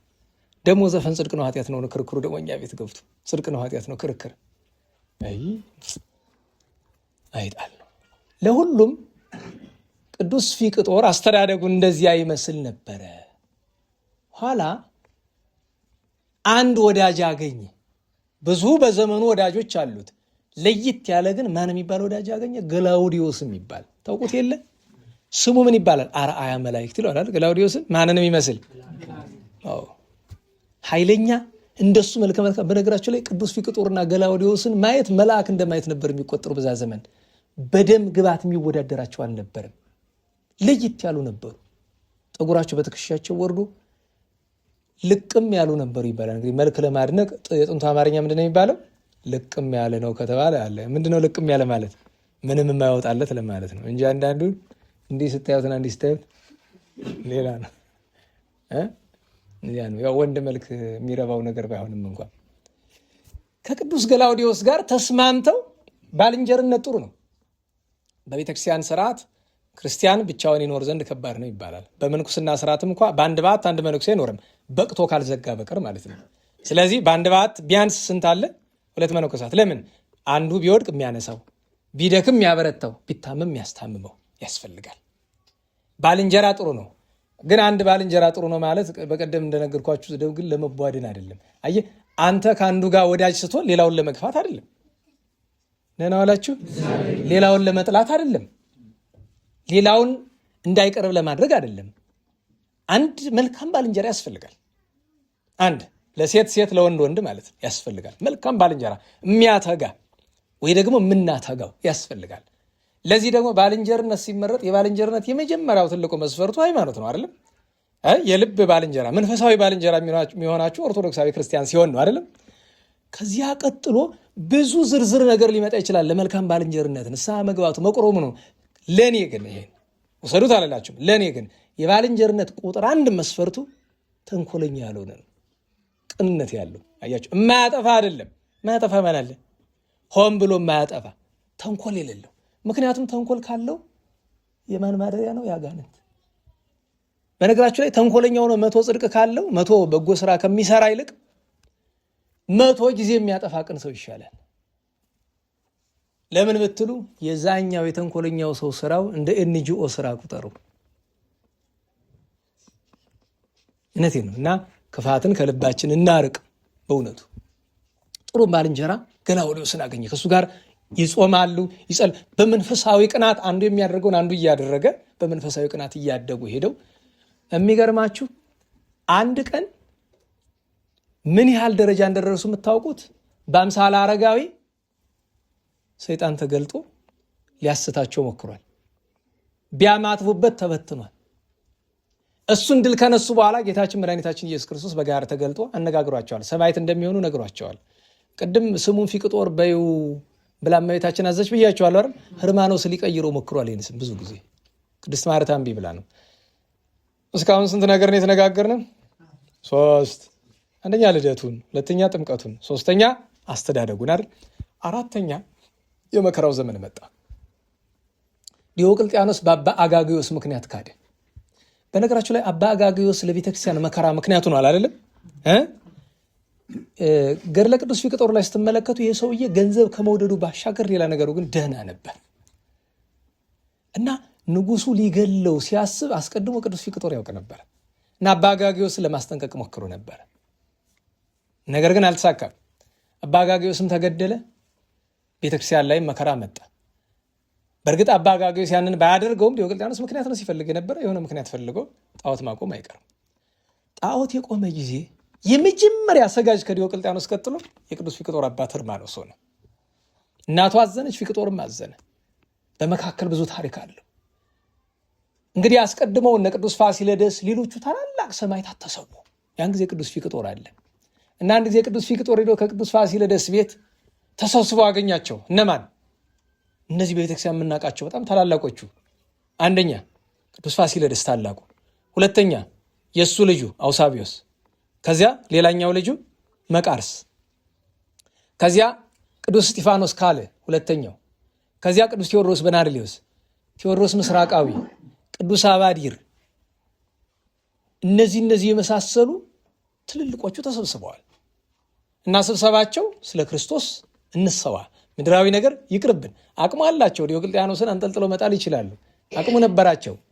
ግን መንግስተ ሰማያትን እናስቀድም ብለው እና ቅዱስ ፋሲለደስ ልጆቹን እንደዚያ እየመከራቸው እያለ በዚያ ወራት እንድታውቁት የሚያስፈልገው ነገር ህርማኖስና ዲዮቅልጥያኖስ ለቅዱስ ፊቅጦር 20 ዓመት ሲሞላው ሚስት አጭተውለታል። ያቺ ሚስት በላይ ታጨለችለት ደግሞ የቅዱስ ፋሲለደስ ልጅ ናት። ቅዱስ ፋሲለደስ ስንት ልጆች ነው ያሉት? 2 ወንድ 2 ሴት። አንዷን ነው እሱ ግን የለም አትድከሙ ብሏቸው እምቢ ብሏል። እሷም አትፈልግም። ምክንያቱም እሷም በዘመነ ሰማዕታት ተሰውታለች በኋላ እና ሄዶ ወደ ቅዱስ ፋሲለደስ በር ላይ ቆሞ ቅዱስ ፊቅጦር አለቀሰ እና ፋሲለደስ ወጥቶ ልጅ ምን ነው ታለቅሳለህ አለው። አይ ልጆችህን ሳስባቸው ቀንቼን ያለቀስኩ፣ አንተን የመሰለ አባት የሰጣቸው ክርስቶስን የሚያመልክ እኔ አላደለኝም። እናቴ ጥሩ ናት፣ አባቴ ግን የተረገመ ነው፣ ጣዖት የሚያመልክ ነው ብለው አይዞህ ልጄ የእኛን ጎዳና በኋላ ትከተላለህ አለው። እንዲህ ያደረገ ቆየ። ኋላ ጊዜው ደረሰ። ከህርማኖስ ጋር የመጀመሪያ ጠባቸው እንድታውቁት ከዲዮቅልጥያኖስ አይደለም ከህርማኖስ ጋር ነው። ጣዖት እንዲያመልክ ለማድረግ ህርማኖስ ብዙ ሞክረ፣ አልተሳካለትም። መጨረሻ ላይ መሰዳደር ጀመሩ። የሚገርማችሁ ነገር ህርማኖስ እኔ ሰው አንዳንድ ሰው ነገራችሁ ላይ ሰው ሀገር በዚህ በአርማጭሆ እያለሁኝ አንዲት መናፍቅ ከጎረቤት ነበረች ጴንጤና እመቤታችን ላይ የማይገባ ነገር ስትናገር ጎረቤትንን ያው የተከራየነው ቤት ሲያወራ ይሰማል፣ ሲተነፍስም ይሰማል። እንኳን ሲያወራ ክፉ ነገር ጆሮ ይሰማል። ከዛች ቀን ጀምሮ ሰላምታ የለኝም እና መታ እንዲቱ አንተ ሰባኪ አይደለህ ምናምን ነገር አለችኝ።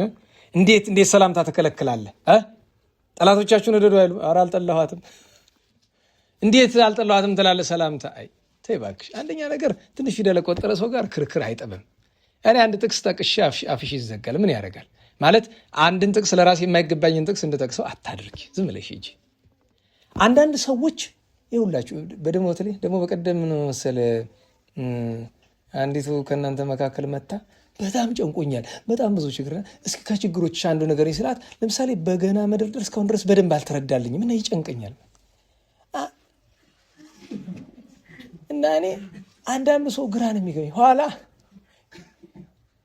ይኸውልሽ እናቴ በገና እየየ ሲደላ ነው ይላሉ አባቶቻችን። በገና ቅንጦት ነው። በነገራችሁ ላይ በገና ያልደረደረ አይጸድቅም ተብሏል። ቢኖር ጥሩ ነው አይደለም? ቢኖር ጥሩ ነው፣ ግን አስገዳጅ ነገር ነው አይደለም እንዴ? ታው እንጂ ከበሮ መቆርቆር አልቻልኩም ተብሎ ሀዘን አለ እንዴ? ኋላ እንደዚህ የስላት ማለችኝ። አይ ጌታ እኮ በበገና አመስግኑኝ ብሏል አለች። እሱን ያልሽ አንቺ ነሽ። እኔ ያልኩ በጌታ አታምከኝ። ከየት መጽሐፍ አየሽው? አይ ሲሉ ሰምቻለሁ። እነማን ሰዎች? ወረዳ ገባን ሰዎች ማለት የትኞቹ ናቸው? የትኛው መጽሐፍ ወይ የትኛው ሊቅ የትኛው መምህር? እሱን ስዕል አትደግፈው ብሎ ይቀደዳል። እባክህ በጣም በተደጋጋሚ ይቀደዳል። ነና ዋላችሁ እና ልብ በሉ። እኛ አንዳንድ ጊዜ ወይ አስተካክሎ መያዝ ነው፣ ደግሞ ለክርክር ማዋያ ጥሩ አይደለም። እግዚአብሔርን በበገና አመስግኑት የሚላለ ቃል አለ አይደለም? አዎ በከበሮ አመስግኑት የሚላለ። እንግዲህ አመስግኑት የሚለው በብዙ ነው አይደለም? በገናዎች አለመለየቶ ጨነቃት እና ግን አመስግኑኝ ተብሎ ደግሞ ጥቅሱ ተቀይሯል። ሰብሁኒ ሰብህዎ ቀርቶ እና በምን ትዛለ ብላችሁ ብትሉ ይህን ተርታውን ነገር ለትልቁ ነገር ምሳሌ ለማድረግ ሳይሆን ግን የሰውየው ክፋት ህርማኖስ ለጣዖት ስገድ ሲለው ቅዱስ ፊቅጦር እምቢ ሲለው ምን አለ መሰላችሁ? ከመጽሐፈ ምሳሌ ጠቅሶ አባትህን ስማው አላለም ጠቢቡ ሰለሞን አለ። አያችሁ፣ ይሄ ነው ዲያብሎስ ጥቅስ ሲጠቅስ ለምን አጠቃቀሱን የማናውቀው ለባለቤቱ ለጌታችንስ ጠቅሶለት የለ ከመጽሐፍ ቅዱስ ይኸውላችሁ እንደዛ አለ። ቅዱስ ፊቅጦር ግን ዘያፈቅር አባሁ ወእሞ እምኔ ይደሉ ሊተ ከኔ ይልቅ አባቱ እናቱን የሚወድ የሚሰማ ለእኔ ሊሆን አይገባም ብሎ ምላሽ ሰጥቶታል። እንግዲህ ለጣዖት ለማሰገድ የመጽሐፍ ቅዱስ ጥቅስ ጭራሽ ለሁሉም እንዲህ ያለ ከሱ ጋር ተከራከረ። አንድ ቀን ከመበሳጨቱ የተነሳ አሁን አስለጉሞ መሬት ላይ አስጥሎ አካሉ እስክነታተፍ ድረስ አስደበደበው። እንደዚህ አድርጎ እጁን በግራና በቀኝ አስቸንክሮት ወደ እናቱ ቤት ላከው። እሷ ደም ያየችው ደም አይኗን እስኪያሰክረው ድረስ እስክታለቅስ። የሚገርመው ነገር ለመጀመሪያው ጊዜ ጣዖት የቆመ ጊዜ አጵሎን፣ አርዳሚስ፣ ዜውስ እና ቀጥሎ ደግሞ ወደ 67 ተጨማሪ አጠቃላይ 70 ጣዖታት የቆሙ ጊዜ ቅዱስ ፊቅጦር እንዴቱን የገለጸበት መንገድ ይገርመኛል። ክርስቶስ ተክዶ በክርስቶስ ከተማ በአንጾኪያ ክርስቶስ ከተማ ነው የምትባል ለመጀመሪያው ጊዜ አርዲት ክርስቲያን የተባለው በአንጾኪያ አይደለ? የክርስቶስ ከተማ ነው የነበረች። ዛሬም ናት ብለን እናምናለን። በዚያች ከተማ የክርስቶስ ስም እንዳይጠራ ሲደረግና ጣዖት ሲቆም ምን አደረገ መሰላችሁ? ከበቅሎቹ ፈረሶቹ ካለበት ቦታ ሄደና ፋንድያቸውን ጥራጊውን ሰበሰበ። በመሰላል ወጥቶ ጣዖቶቹ ላይ ደፋባቸው። ይህንን ማን ያህል ወታደሮቹ ወደ ዲዮቅልጥያኖስ ሊሄዱ ሲሉ ቅድስት ማርታ አልፋ ትጠብቃቸዋለች። ወርቅ ልጄ እንዳታስገድሉብኛል። ደግ ናት፣ ክርስቲያን ናት፣ ቅድስት ናት። ግን ልጇ እንዲሞትባት አትፈልግም። እንዲህ አድርጋ ሁሉ ወሬ እንዳይነገር ያደረገችበት ጊዜ ነበረ እና ይሄ አራተኛው ነገር መከራው ሲጀምር የነበረውን ነገር ይመለከታል። አምስተኛው ነገር መከራው ከጀመረ በኋላ ወደ ዋናው ስቃይ ማለትም ወደ ግብፅ ከመላኮ ፊት በጣም ለየት የሚያደርገው የቅዱስ ፊቅጦር ነገር ነበረው። መደበኛ የቅዱስ ፊቅጦር 3 ስራዎች ነበሩት። አንደኛ ስራ ስለ ሃይማኖታቸው የታሰሩት ጋር ነው ያለው። ሁለተኛው ስራ ነዳያን ጋር ነው ያለው። ሶስተኛው ስራ የታመሙት ጋር ነው ያለው። በመዓልት ድውያንን ይጠይቃል፣ ነዳያንን ያበላል። እሱ ማታ ብቻ ለሰርከ ህብስት ለሰውነት ማሳደሪያ ብቻ ነው የሚቀምስ። ሲመሽ ቀን የማያደርገውን ነገር ማታ ያደርጋል። እሱ ምንድን ነው? ሙሉ የመንግስት ልብሱን፣ ምክንያቱም በመንግስት 3ኛ ሆኖ ተሽሟል። ሙሉ የመንግስት ስልጣን ልብሱን ይለብሳል፣ ሰይፉን ይታጠቃል። ቀጥ ብሎ የት ነው የሚሄደው? እስር ቤት። ለምን? እሱን እስር ቤት እንዳይገባ መከልከል አይቻልም፣ ይገባል። ከዛ ግን የእስረኛ ቤት ጠባቂዎች ሲያዩት እስር ቤት የሚገባ፣ ምክንያቱም ሁሉም ባለስልጣን እስር ቤት የሚገባ ለመግደል ነው፣ ለማሰቃየት ነው። እሱ ግን ገብቶ መግቧቸው፣ ሰማዕታቱን ቅዱሳን ሰማዕታትን መግቧቸው፣ ቁስላቸውን አጥቦ ስሞ፣ ቁስላቸውን ነው የሚስማቸው፣ ስሞ ይወጣል። እና ዘበኞቹን ሲወጣ አንድ ነገር ይላቸዋል፣ ብትናገር በዚህ ሰይፍ አንገትን ነው መቆርጥልህ ይለዋል። ይህንን የሚል ለምንድን ነው? ተናግሮበት እንዳይሞት አይደለም። ያንን የሚያደርገውን ስራ ክልከላ፣ ሰራዊት አቁሞ እንዳይከለክሉት፣ ያንን በጎ ስራ ነው። ይሄ ለየት ያለ ስራው ነበር፣ ከጾም ከጸሎት ባሻገር።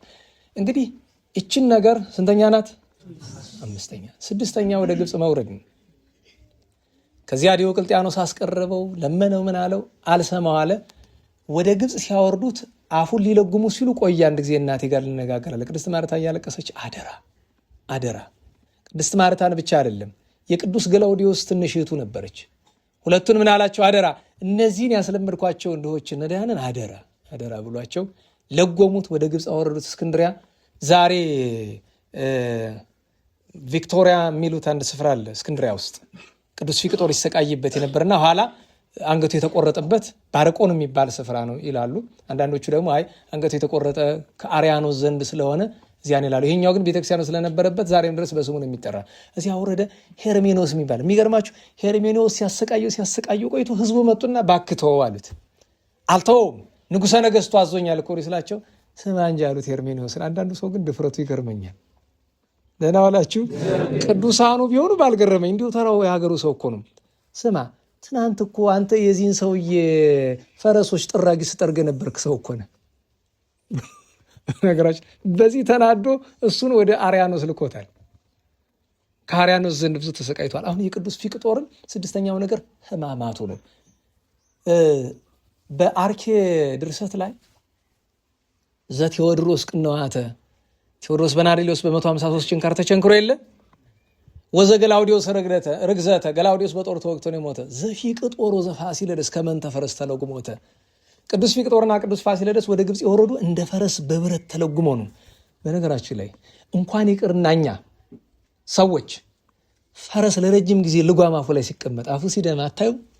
ታውቃላችኋል? የፈረስ የአህያ ጥርስ በድንጋይ ብትቀጠቅጡት ላይ ደማ ይችላል። አንዳንድ ጊዜ ቅጥቅጡና ሞክሩ ማለት አይደለም፣ እንስሳ ነው፣ ነውርን አይደረግም። ግን ያን ያህል ጠንካራ ነው። ግን ልጓሙ ይህን ይሰነጥቀዋል። እዚህ አካባቢ እስከዚያ ድረስ ይሄዳል። እንደዚያ ተለጉሞ የሚገርመው ለአንድ ወዳጁ ሲያወራው ቅዱስ ፊቅጦር ምን ብሎታል? ያን ሁሉ ስቃይ ሲሰቃይ ቆይቶ ሊያነጋግረው ሲመጣ እህል በአፌ ከዞረ 23 ቀን ነው። እና አንዳንድ ጊዜ ምን መሰላችሁ? የእግዚአብሔር ስጦታ ቸርነቱ ብዙ ነው። ግን ሰማዕታት የተሸከሙት ነገር ቁጥር የለውም። አሁን የቅዱስ ፊቅጦርን እችን ቀላል መንገድ እኮ ነው እንጂ ቆዳውን እንዴት እንደገፈፉት ለመነጋገር እኮ ይጨንቃል። ቆዳውን መክፈፍ ብቻ አይደለም፣ እያንዳንዱን ጅማቱ እንዴት ጎተው እንዳወጡት እኮ መንገር ይከብዳል። ምላሱ እንዴት እንደቆረጡት መናገር ይከብዳል እኮ። አይኑን በቁጥር ሲያወጡት መናገር ይከብዳል እኮ። 7 ጦሮችን ጦርነቱ አለበቃ ብሎ በእሳት አግሎ ፍም ሲመስል በግራና በቀኝ እስከ ልቡ ድረስ የከተቱትን መንገር እኮ ይከብዳል። ስንቱ ይነገራል። እሳት ውስጥ እሳት አንድደው ድኛ ዶሮ ማር የሚያቀጣጥል ነገር ጨምረው እሳት ውስጥ ሲጨምሩት 3 ደቂቅን ያዳንክ እኔንም አድነኝ ብሎ ጸለየ። ጌታችን እሳቱን አጠፋለት። የሚገርመው ከመሬት ላይ አስተኝተው አካሉ እየተቆረጠ እስከሚወድቅ ድረስ ስለት ባላቸው ብረቶች ሲገርፉት መከራ በጣም ሲጸናበት ቀና ብሎ ሰማይን ሲመለከት እንቅልፍ ወሰደው። ሰው አካሉ እየተቆራረጠ እንቅልፍ ይወስደዋል? እንግዲህ እንቅልፍ አልነበረም፣ ተመስጦ ነው። ያ ሁሉ ድብደባ እስከሚያልቅ የተነበረ ከሰማይ ወስዶ የታስገብቶ ከቅዱሳን መርጦ ከማን ጋር ያገናኘዋል? ከአዳምና ከአቤል ጋር እና ከአቤል ጋር ሲያወራ ነበር። ከቅዱስ አቤል ጋር ከአቤል ወልደ አዳም ጋር እየተጫወተ መከራው ድብደባው ሲያልቅ ነው የነቃው። ከተመስጦ የተመለሰ መላእክት እየወሰዱ በሰማይ ከቅዱሳን ጋር ሱሪያልና ሚካኤል ናቸው የተሾሙለት። ዋናው ቅዱስ ሱሪያል ነው። ዛሬ ደግሞ ቅዱስ ሱሪያል ታውቃላችሁ፣ በዓሉ ነው። በ27 አይደል የምናከብረው? ሱሪያል ነው ረዳቱ። እና በመከራ ውስጥ እያለ አንድ ጊዜ ውሰዱና ስለሰለቸኝ የዚህ ሰው ጋር መታገል በረሃ ላይ ግንብ ነበረ፣ ባዶ በረሃ ላይ እዛ ላይ ሰሩትና በረሃብ ይሞቱ ነው ታሰረ። ግን የሚገርማቸው ነገር ሙያ ስለነበረው የመጥረብ ይችል ነበረ። ያንን እየጠረበ ሰው ሲመጣ በዚያ ለነሱ ሽጣችሁ አምጡልኝ ይላል። ሽጣችሁ በዚያው ትንሽ ቂጣ ነገር ገዝተው ቀሪውን ግን ለነዳያን ሰጡልኝ ይላል። እንዲህ ያደረገ ሲኖር አንድ ቀን እናቱን አፈቀችው። በዚያ ሁሉ መከራ ሆኖና እሷ እዛ ሆና ታለቅሳለች። በቤቷ ሆና ወሬ ነጋሪ ሂዶ ነግሯታል፣ እንደዚህ ያደረጉት። አሁን ግን በረሃብ በጦም የሞቱ በረሃ ጥለውታል። እሱ ግን በዚያች ቅጽበት አንዲት ነገር ተመኘ። የእናቴን ደህንነት ባወቅኩ እነዚያ ድሆች እንዴት ሆነው ይሆን? ያበላቻቸው ይሆን? ረስታቸው ይሆን ብሎ ሲያስብ አንድ እንግዳ መጣ እና እንግዳው መጥቶ ከሱ ጋር መጨዋወት ጀመረ። እየተጨዋወቱ እያለ ከየት ነው የመጣ ሲለው ከአንጾኪያ ነው። አይ መልካም ነው። አንጾኪያ ከየት? ከዚህ ስፍራ። እኔን ታውቀኛለህ? እንዴት አውቃለሁ እንጂ የሄርማኖስ ልጅ አይደለህ? እናቴን እሳ ታውቃታለህ? ማርታ ብፅዕትን? አዎ አውቃታለሁ። እንዴት ነው ጤናዋ? ደህና ናት። እንዲያው የነዳያን ነገር እንዴት ሆነ? ሁሉን ነገር የሰጣትን እያንዳንዷን እየሰራች ነው፣ እስካሁን አልተቋረጠም እንለዋል። ከዛ በኋላ ቅዱስ ፊቅጦር ተጠራጠረና ጠላት እየፈተነኝ ቢሆንስ ብሎ እንጸልይ እስኪ ተነስ አለ። ብድግ ብሎ ሲጸሉ 10 እጆቹ ቦግ ቦግ ማለት ጀመሩ። ደነገጠ። ከቅዱሳን አንዱ ነው ብሎ ሲያስብ ግን በኋላ ከሚበራው ከሚቦገቦገው ነገር በታች እጁ ላይ ምልክት አየ። ወደቀ እና እንደዚህ የሚያወራው እንግዲህ ልብ በሉ፣ ስለ ቅድስት ማርታ ለማወቅ ተመኘ። መድኃኒታችን ኢየሱስ ክርስቶስ እንግዳ መስሎ መጥቶ ስለ እናቱ ነገረው እና ከዚያ በኋላ ለምንድን ነው መከራ የምትቀበሉለታል? መጀመሪያ ግን ጌታችን መሆኑን ሳይገልጥለት ማለት ነው። እና መከራ ሲቀበል እኔ ስለ ጌታ የፍቅርን መከራ የምቀበል አላለውም፣ ኃጢአት የብዙ ነው ምናምን እያለ ይነግሯልና ጌታችን ራሱን ከገለጠለት በኋላ ወዳጄ ፊቅጦር ከቅዱሳን ሁሉ ከሰማዕታትም ሁሉ ያንተ ትሕትና የበለጠ ነው። ራስህን ከሁሉ ይልቅ ዝቅ ስላደረግ ስላዋረድክ እኔ ከሁሉ ይልቅ አከብርሃለሁ። ከሱ በኋላ የተነሱ ቅዱሳንን ንጽህና ሲሰጣቸው ምን ይለዋል? እንደ ወዳጄ እንደ ፊቅጦር በእናቴ በድንግል ማርያም ድንግልና አትምሃለሁ ይላቸዋል። ብቻ እንደዚህ ያለ የመከራ ጊዜ አሳለፈ። 7ኛው ነገር የቅዱስ ፊቅጦርን ክብር ያዩ ቅዱሳን ናቸው። በግብፅ ሀገር እናዋላችሁ ስሙናይን በሚባል ስፍራ ምስር ሆኖ ከዛ ስሙናይን አልስሙኒን ከዚያ ብፂር ወይም ቡፂር የሚባል ስፍራ አለ፣ አውራጃ አለ። እዚያ ውስጥ ቴክላና ኤሲ የሚባሉ ታኅሳስ 8 የምናከብራቸው ቅዱሳን ታስታውሱ ከሆነ ስንክሳር ላይ ያሉ ቴክላና ኤሲ ሰማዕትነት ለመቀበል መጀመሪያ ኤሲ ሄደ ወደ ወዳጁ ወደ ቅዱስ ጳውሎስ ሶርያዊ እስክንድሪያ። እዚያ ሂዶ ቴክላ ከኋላ ነው ነበረች እና ቅዱስ ጳውሎስ ታሞ ነበረ። እመቤታችን ናት በራእይ የጠራችው ቅዱስ ኤሲን ምን ብላ? ጓደኛ ጳውሎስ ሰርግ ስላለበት ና ቶሎ ተብሎ። ሰርግ እንግዲህ በዛ ዘመን ምንድን ነው? እንዴት ባላችሁ ሰርግ የሚሉት ምንድን ነው? ሰማዕትነት ነው። እና ሄዶ ቅዱስ ጳውሎስን ታሞ አገኘው። ቅዱስ ጳውሎስ ስላቸው ሐዋርያው አይደለም፣ ጳውሎስ ሶርያዊ የሚባል ሌላ ቅዱስ ነው። የካቲት 9 ቀን የምናከብረው እሱን አስታሞ ካዳነ በኋላ ወዳጄ ጳውሎስ ምን እናድርግ አለው። ጳውሎስ ደግሞ ለአባ ኤሲ ምን አለው? አይ አሁን እንደምናየው ብዙ ክርስቲያኖች በግፍ እየተገደሉ ነው፣ ለምን እነሱን አናገለግላቸውም ብለው ቋሚ ስራቸው ባላቸው ገንዘብና ባላቸው ጉልበት ሰማዕታትን ያገለግሉ ነበር። እና አንድ ቀን ለአገልግሎት ሲወጡ ጉድጓድ ውስጥ እሳት ነዶ እሳት ውስጥ አንድ ሰው ሊጨምሩ ሲሉ አባ ኤሲ እንዲህ ይሄ የንጉሱ ሁለተኛ የዲዮቅልጥያኖስ ሁለተኛ የሄርማኖስ ልጅ የሰራዊት አለቃ ቅዱስ ፊቅጦር አይደለም? ጳውሎስ ደግሞ ምን አለ? አዎ እሱ ነው አለ። ከዚያ እሳት ውስጥ ሲጥሉት ሲጸልይ ጸሎተ ሰለስቱ ደቂቅን እሳቱ ሲጠፋ አዩ። ቤታቸው ተመልሰው አንተ ወንድም ያለው እሱ ያን ሁሉ ክብር ሲተው እኛችን መቶ እንዴት አቃትን? ስለዚህ ሰማዕታትን ከማገልገል እኛ ወደ እሳቱ መግባት አለብን ብለው ሁለቱም ወደ መከራው ገቡ። በቅዱስ ፊቅጦር ምክንያት ነው። መከራ ውስጥ ገብቶ አባ ኤሲ እየተሰቃየ ያለ ስቃዩ ሲበዛበት ቅዱስ ሱሪያ ለመጣና ወደ ሰማይ ይዞት ሄደ።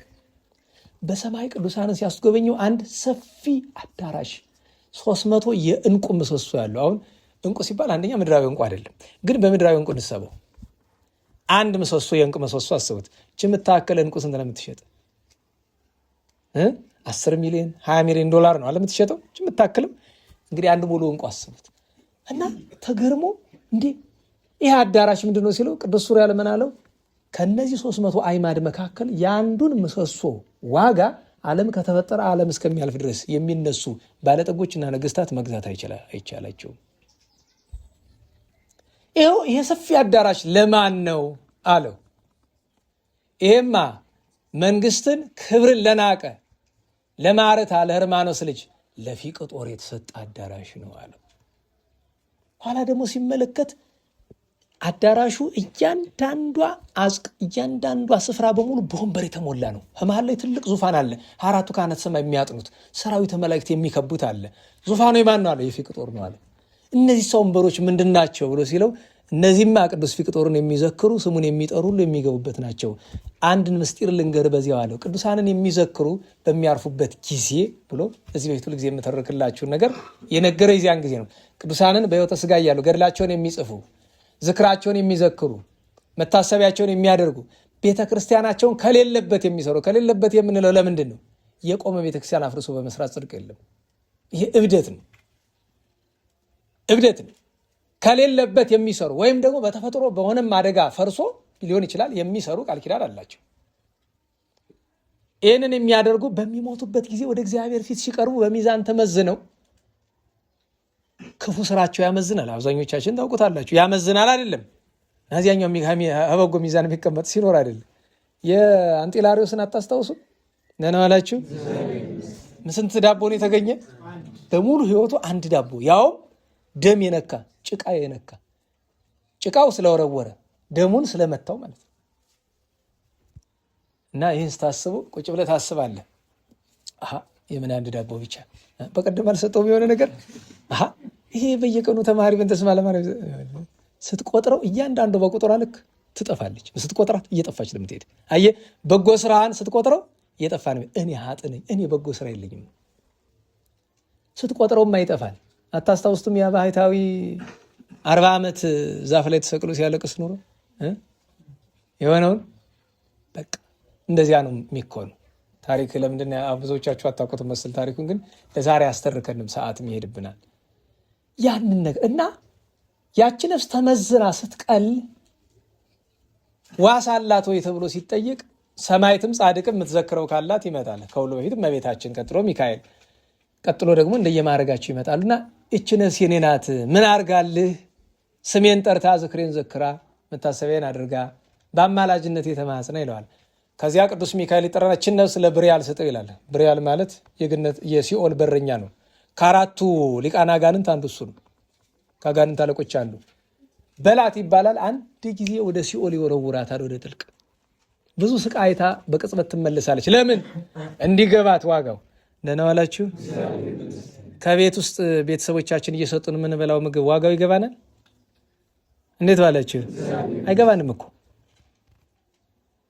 እንዲያው ወደ አስተማሪነት አደላ ካላላችሁኝ አሁን የምንናገረው ንግግር ይገባናል? ቃል እግዚአብሔሩ ሰው ቃል እግዚአብሔር ሲናገር ምን እንደሚሰማው ቃል እግዚአብሔር መናገር ስለሚያመጣው ፈተና ይኸውላችሁ። እናንተ ስታዳምጡ ፈተና ይመጣባችሁ፣ ስትሰሩት ነው የሚመጣ። አስተማሪ ግን ሲሰራ አይደለም ሲያስተምር የማይለቀው ወይም ደግሞ የእሱ ዘመድ ካልሆነ በቃ ካልተዛመደው ብዙ ሰው ይዛመደዋል። ከጠላት ጋር ይዛመዳል። አለቀ ነው። በኋላ እንዴት ዋላችሁ? እዚያ ገብታ ስትወጣ አንዱ መልአክ ለአንዱ መልአክ እየሰጠ ከቅዱስ ሚካኤል ስትደርስ የሕይወት ውሃ አለ። ከዚያ ያጠምቃታል። ያን ጊዜ ከረከሰ ነገሯ ትነጻለች። ወዲያውንም ይሏታል ስግዲ ለመስቀል ትባላለች። ለመስቀል ስገጂ። ለምን? ለመስቀል የሰገደ ሁሉ ሰይጣን አፉ ይያዛል፣ ወቀሳ የለበትም። እዚያ በኋላ ለመስቀል ስገጂ ትባላለች። ለመስቀል ሰገደች፣ ሰይጣን አፍሮ ይመለሳል። እስከዚያ ድረስ ሲንጨርጭር ነው የሚቆይ። ፍልስጣን አታውቁም? ይህን እኮ አጥፍታለች። እንዴት እንኳን ሌላ እኮ አባ እንጦንስን ጌታችን ወደ ገነቱ ሰዱ ሲል እኮ ዲያብሎስ ተቃውሟል። የለም ቆይ ክስ አለኝ ብሎ እና ሰራዊተ መላእክት በአባ እንጦንስ ላይ ምን ክስ ሊኖር ይችላል ደግሞ ተብሏለት። አይ አንዲት ባህልዮ የሰራት ኃጢአት አለች። ከቆብ በፊት ነው ከቆብ በኋላ አሉ።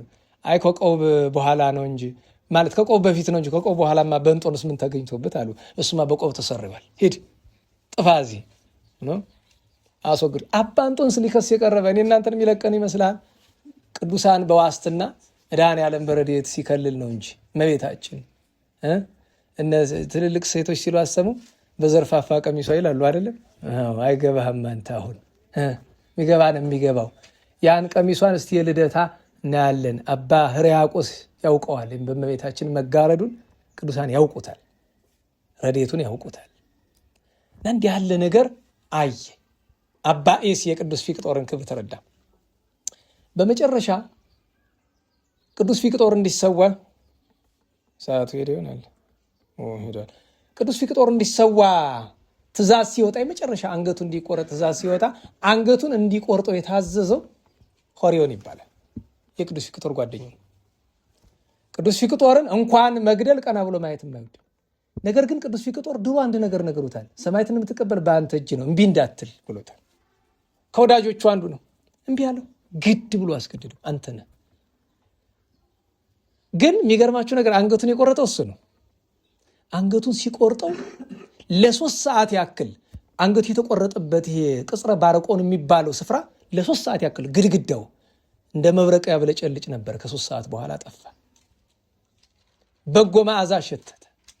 ቅዱስ ፊቅጦርን አንገቱ እንደዚህ አድርጎ ደሙን ተቀበለ። በድር በፍታ ገነዘው፣ እያለቀሰ ቀበረው እሱ ራሱ። በዚያ ሰዓት 2 ጓደኞቹ መጥተው ነበረ፣ አባኖባና ሶሲማ የሚባሉ። እነዚህ ሰዎች የተነበሩ ቢሉ አንዱ ህንድ አንዱ በረሃ ነበረ። ምክንያቱስ ምንድነው የሚባል አባቱ ህርማኖስ እሱን ለማስካድ ጥረት ሲያደርግ አንድ ሰው ይመጣና አትድከም። ቅዱስ ፊቅጦር ምክራቸው የሚሰማቸው 2 ሰዎች ነው ያሉት፣ ኖባና ሶሲማ የሚባሉ። እነሱ ካልነገሩት አይሰማም። ምን ይላል? ፈልጉልኝ እነሱን ሲል እነሱ ጠፍቶ በዚያ ነው ሄዱ። ኋላ ግን የቅዱስ ፊቅጦርን ዜና ሰምተው ወርደው አብረውት አንገታቸው ተቆርጧል። ሌሎች ብዙ ሰማዕታትም አብረውት ተሰውተዋል። በዚህ መካከል እስጢፋና የምትባል የ15 ዓመት ብላቴና በመስኮቱና ለቅዱስ ፊቅጦር እነ ቅዱስ ሱሪያል አክሊል ሲያኖሩለት አይታ መስክራ ብዙ ሰማዕታትን አስከትላ ስትሰዋ ታውቃላችሁ። በጉንደ በቀልት ዛስተላጸቁ ማይፈደ ስጋ ለክሌ ሰጠቁ ይላል። ወይም ደግሞ ዛሬ የቅዱስ ፊቅጦርን አርኬ ስትመለከቱ በእውነቱ 2ቱም ብቻ እንመልከት። አንደኛው ጌታችንን የሚማጸነው ሕማሙን እያወሳ ሰላም ለሰሪቦትከ ጽዋአ ሐሞት በጉርኤ ለእኛ ሲል መድኃኒታችን ሐሞት የተሞላበትን ጽዋ ጠጥቷልና ያላለፈበት ጉሮሮ ለመጠጣቱ ሰላምታ ያቀርባል ደራሲ። ወለሰኪቦትከ መትተ መቃብር እስከ ትንሣኤ በመቃብር በከርሰ መቃብር 3 መዓልት 3 ሌሊት እስከምትነሳበት ድረስ ለማደርህም ሰላምታ ይገባል። ኢየሱስ ክርስቶስ ስብከተ ፊቅጦር ቀርነ ጽዋኤ ቀንደ መለከት ሰውን እንዲሰበስብ ሰማዕታትን ሰብስቦ ለክብር ያበቃ የቅዱስ ፊቅጦር ስብከቱ የተባልክ ኢየሱስ ክርስቶስ ሆይ ዘተወክፈ በእንቲአከ ስቃየ ረሲያን ውስተ ጉባኤ በአደባባይ የከሃዲዎችን የክፉዎችን መከራ ስቃይ የታገሰ ቅዱስ ፊቅጦርን አስብ። ወለስጢፋና በሰይፍ ዘተመትረት ለክልኤ በሰይፍ ለሁለት እዚህ ላይ ዛፍ አድርገው ሁለት እጅና እግሯን ወደዚያ እጅግራን ወደዚህ አድርገው መሐል ለመሐል በሰይፍ ነው ሰንጥቀው የገደላት ያችን የ15 ዓመት ብላቴና ቅድስት እስጢፋናን። የቅድስት ማርታን መከራ ሲናገር ደግሞ ዛሬ ቅድስት ማርታ ዓመታዊ በዓሏ ስለሆነ ቅድስት እስጢፋናም እንደዚያው ነው። ይሄ ቅድም የጠቀስኩላችሁ ቅዱስ ፊቅጦርን አንገቱን የቆረጠውና ገንዞ የቀበረው እያለቀሰ ወደ አንጾኪያ ሄደ። ደግሞ የፈሰሰበትን ይዞ ለእናቱ ለቅድስት ማርታ ወስዶ ሰጣት እና ይህንን ሲያዘክር ምን አለ? ሰላም ለኪ ለፊቅጦርሙ የቅዱስ ፊቅጦር እናቱ ሰላምታ ላንቺ ይሁን። ማርታ ግህስት ለፍትወታ ዓለም እምማሙ ቅድስት ማርታ ይህ ዓለም ከሚያመጣው ይህን ዓለም ማሰብ የዚህን ዓለም ፈቃድ መያዝ ከሚያመጣው መከራ ራስሽን ያራቅሽ ቅድስት ማርታ ሰላምታ ላንቺ ይሁን ይልና ለዝወልኪ እንተውዘ ጊዜ ሕማሙ ይላል። በሌላ አንቀጽ ደግሞ ለዝወልኪ እንተ ያደነግጽ ዜና ሕማሙ ይላል። የመከራው ብዛት ሲሰሙት የሚያስደነግጥ የልጅሽ መከራ አንድም እንተውዘ ጊዜ ሕማሙ በመከራው ጊዜ የፈሰሰው ምኑ አንብኪ ወነቃደሙ ያንቺ የንባ ብዛት የእሱ የደሙ ብዛት በእንቲያ ይቁሙ እነዚህ ሁለቱ ለእኔ በአማላጅነት ይቁሙልኝ። አመ በፍርሃት ነፍሴ የተጻሙ በፍርድ ቀን በፍርሃት ሰውነቴ ስትጨነቅ ያን ጊዜ ይድረስልኝ። እንግዲህ እንዲህ ሆኖ ቅዱስ ፊቅጦር ተሰዋ ተቀበረ። እናቱ ቅዱስ ቆስጠንጢኖስ ከነገሰ በኋላ አስፈቅዳ መታ በብዙ ፈተና ስጋውን አገኝታ መልሳ ከቅዱስ ገላውዲዮስ ስጋ ጋር ወሰደችው። ቤተክርስቲያኑን አነጻችለት። ቤተክርስቲያኑ ከታነጸበት ቦታ ላይ ገድሉን የጻፈው አባ ድሜጥሮስ ይባላል። ቅዱስ ድሜጥሮስ ማለት ያኛው ድሜጥሮስ አይደለም። ምክንያቱም ቅዱስ ድሜጥሮስ ቅዱስ ፊቅጦር ከመወለዱ ከ40 ዓመት በፊት ነው ያረፈ። ይሄኛው ድሜጥሮስ ግን የቅዱስ ዮሐንስ አፈወርቅ ደቀ መዝሙር ነው ገድሉን የጻፈው እና ገድሉን ሲጽፍ ቤተክርስቲያኑ ከተሰራበት ስፍራ ላይ የቅዱስ ፊቅጦርን ስዕል አስለው አንድ ቀን በፊቱ ማህሌት እያቀረቡ ምስጋና እያቀረቡ እያለ ከቅዱስ ፊቅጦር ፈረሱ ሰኮና አለ አይደለም። ከዚያ ሰኮና ላይ ቅዱስ ቅብ ጠብጠብ ሲል ያሉ ዛሬም በግብጽ እንደሚደረግ እንሰማለን። ያው ባይናችን ባናየው እንደዚህ ያለ በጣም ተገርመው ምን ይላል ጳጳሱ? ቤተክርስቲያኑ ተጨናነቀብን፣ የምናደርገው ስናጠ ቤተክርስቲያኑን ዘጋ ነው። በዚያ መካከል አንድ አይነ ስውር መጣና ቅዱስ ፊቅጦር ሆይ በአንተ ክብር በፈጣሪ አምላክነት አምናለሁ ብሎ አይኑ እንኳን ልብ ያደርገው ከእናቱ ማኅፀን ዕውር ነው የተወለደ በልቷል። እና ቅዱስ ፊቅጦር ገባሬ ኃይል ገባሬ ተአምር የሚባልበትም ምክንያቱ እሱ ነው። ታዲያ እግዚአብሔር የቅዱስ ፊቅጦርን በረከት ያሳድርብንና ርዕሳችን ምን ነበረ? ባጭር መከራና እስራት ይጠብቃል። አሁን እችን አይለቃል ለቅዱስ ገላውዲዮስና ለቅዱስ ፊቅጦር ጌታችን ተገልጦ ነግሯቸዋል። ይጠብቃቸዋል። እንደዛ ሲላቸው ፈሩ፣ ደነገጡ፣ ተሰቀቁ፣ ሸሹ። ያቺ ወዳለችበት ስፍራ ሄደው እስራት ሲባል እኮ ተርታ መስታሰር እንዳይመስላችሁ። ለ23 ቀን ያለ ምግብ መታሰር አለ። ሌሊት መታሰር፣ ቀን መደብደብ፣ መቆራረጥ አለ። በረሃ ውስጥ ተጥሎ ያ ሁሉ በስራት ያሳለፈው ጊዜ አለ። በነገራችሁ ላይ ቅዱስ ፊቅጦር በረሃ ውስጥ ግንብ ውስጥ ታስሮ እያለ እኮ እጁም እግሩም ታስሯል። እነዛን ነገሮች የሚሰራቸው እኮ እንደታሰረ አልተፈታም እኮ ያ ሁሉ ጊዜ እንደታሰረ ነበረ፣ ለወራት ማለት ነው። እና እስራትን መከራን ተቀብሎ ነው ቅዱስ ፊቅጦር ከዚህ ክብር የደረሰ። ታዲያ የጌታችንን አነሳን፣ የቅዱስ ፊቅጦርን አነሳን። ቀጥሎ የሚመጣው የማን ነው? ምን ነው ዝም አላችሁ? እንዴት ዋላችሁ? እንዴት ዋላችሁ? ቀጥሎ የሚመጣ የማን ነው? አዎ እንግዲህ ብንወደውም ብንጠላውም ያስፈልጋል። መንፈስ ቅዱስ እንዲህ ይላል፣ ምትሹት ከሆነ አለ በጎዳና ሞልቷል። እንኳን በዚህ ዘመን በዘመነ አጸባው። እንግዲህ ሰው ሁለት ምርጫ ነው ያለው። ሶስተኛ አለች ባይሆን። ሶስተኛዋ ምንድን ናት? ሶስተኛዋ ምንድን ናት? ቁጭ ግን ችግር ናት። ከሰዓቱ አታድንም። ቀሪው ግን ሁለት ምርጫ ነው። እሱ ምንድን ነው?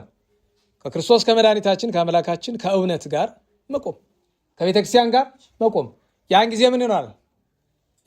ሕማም ወመዋቅት ይጸንሐከ። አዎ ከእውነት ጋር ከቆምክ መከራ እስራት ይጠብቃል። ከክርስቶስ ጋር ከቆምክ፣ ከቤተክርስቲያን ጋር ከቆምክ፣ ከድሆች ጋር ከሚገፉት ከሚረባቸው ጋር ከቆምክ ሊጠብቅህ ይችላል። ለሁሉ አይደለም። ሁሉ ይህ እኮ መታደል ይጠይቃል።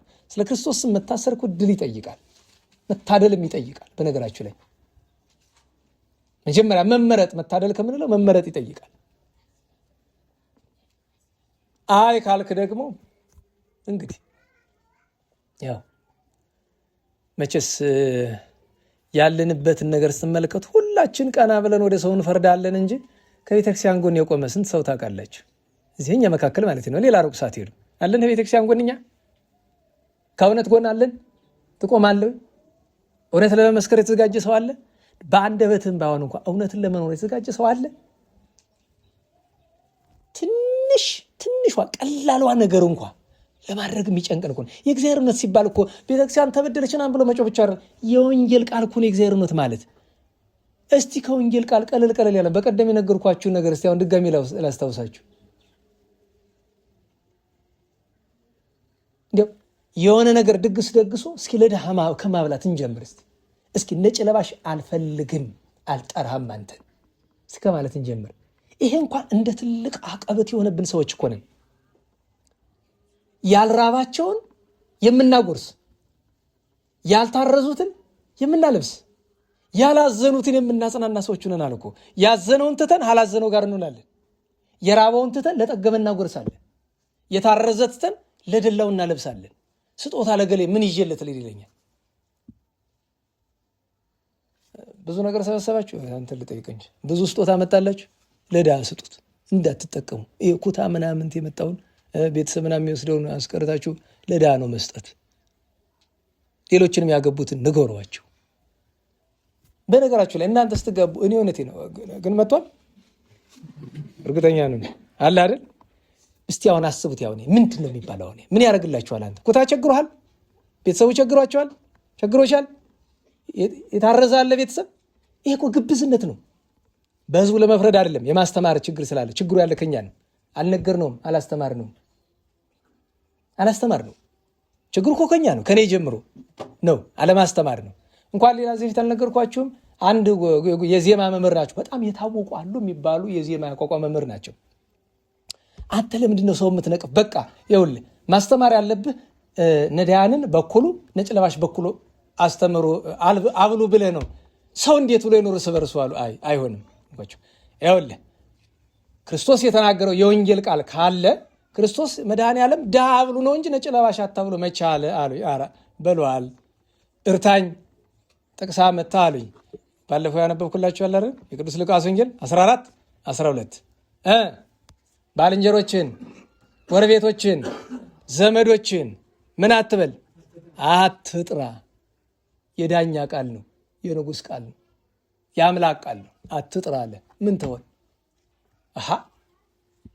እንዲያው እኮ ግራ ይገባል። ለእውነት መቆም ሲባል ከዚህ ጀምራል። አንተ ጎረቤትን ለምንድን ነው የምትፈራው? ደህና ዋላችሁ። ሐሜት ፈርተህ አንተ እንዴት ነው እኔና አንተ ሐሜት ፈርተን እንዴት ነው እስራትና መከራ የምንሸከም? ሐሜት የምንፈራ ሰዎች ሳይጠራን። ደግሞ የሚገርማችሁ ነገር እዚህ ድግስ ነበረ። ተማሪዎች ራሳቸው ደግሰው ሰው የላከላቸውን እዚህ ነበራለ። የተማሪዎች አቋቋምም መጽሐፍ ተማሪዎችም እና እዚያ መካነ መኩሳ ላይ እዳሪው ላይ ማለት ነው ሲያወሩ ሰማለሁኝ። እና አንደኛው ደጋሾቹ አይደለም በአፋ የነበረ ነው። እና ኩታራው ታክሱ ይመጣና ይሄ ካርዴቱ አንዱ አንተ ዛሬ እንዴት ነበረ? ዓለም ነው አንተ በጣም ጣፍጦንን የበላን አለ። እቺ የሀቅ ምስክርነት አለ። ለምን ከነሱ ፊት አይደለም ለሌላ ለባይድ ነው እየነገረው ያለው። ብዙ ጊዜ ግን ምሰሙ እንዴት ነው ሰው ሁሉ ሊሳካለት አይችልም። ሲተማማ ነው የሚውለው። ችግር ነው። እና ጎረቤቴ ሳይጠራኝ ቀረ። ቀጥሎ የሚያደርገው ነገር ምንድን ነው? እኔን አልጠራውም ባቄላ ቀረ ምን ቀረ ይላሉ አባቶቻችን። እሰይ ወህ ግልግል። አሁንስ እኮ ነው ምን ሊያደርግ ይችላል? ትልቁ ጉልበቱ ምንድነው? እሱም ሲደግስ አይጠራህም፣ ተገላገልከው። ከዛ ቀጥሎ ምንድነው? ቀባሪ እንዳላጣ ነው። ዋ አራት አጣም ደህና ዋላችሁ። ቅዱሳን መላእክት ቢቀብሩ አይሻልም? ቅዱሳን ይቀብራሉ። ሰው ከጣጣ ወይም ደግሞ እንዳባዛለ ነፍሳቸውን ይማር ያዋጡ እድር ይግቡ አሉ። አልገባም። ሰንበቴ ይግቡ አልገባም። እሺ እንደዚህ ይሄ መዋጮ ምናምን ውጭጭ ነው የሚባል ነው። ጫጭኝ ነው ውጭጭ።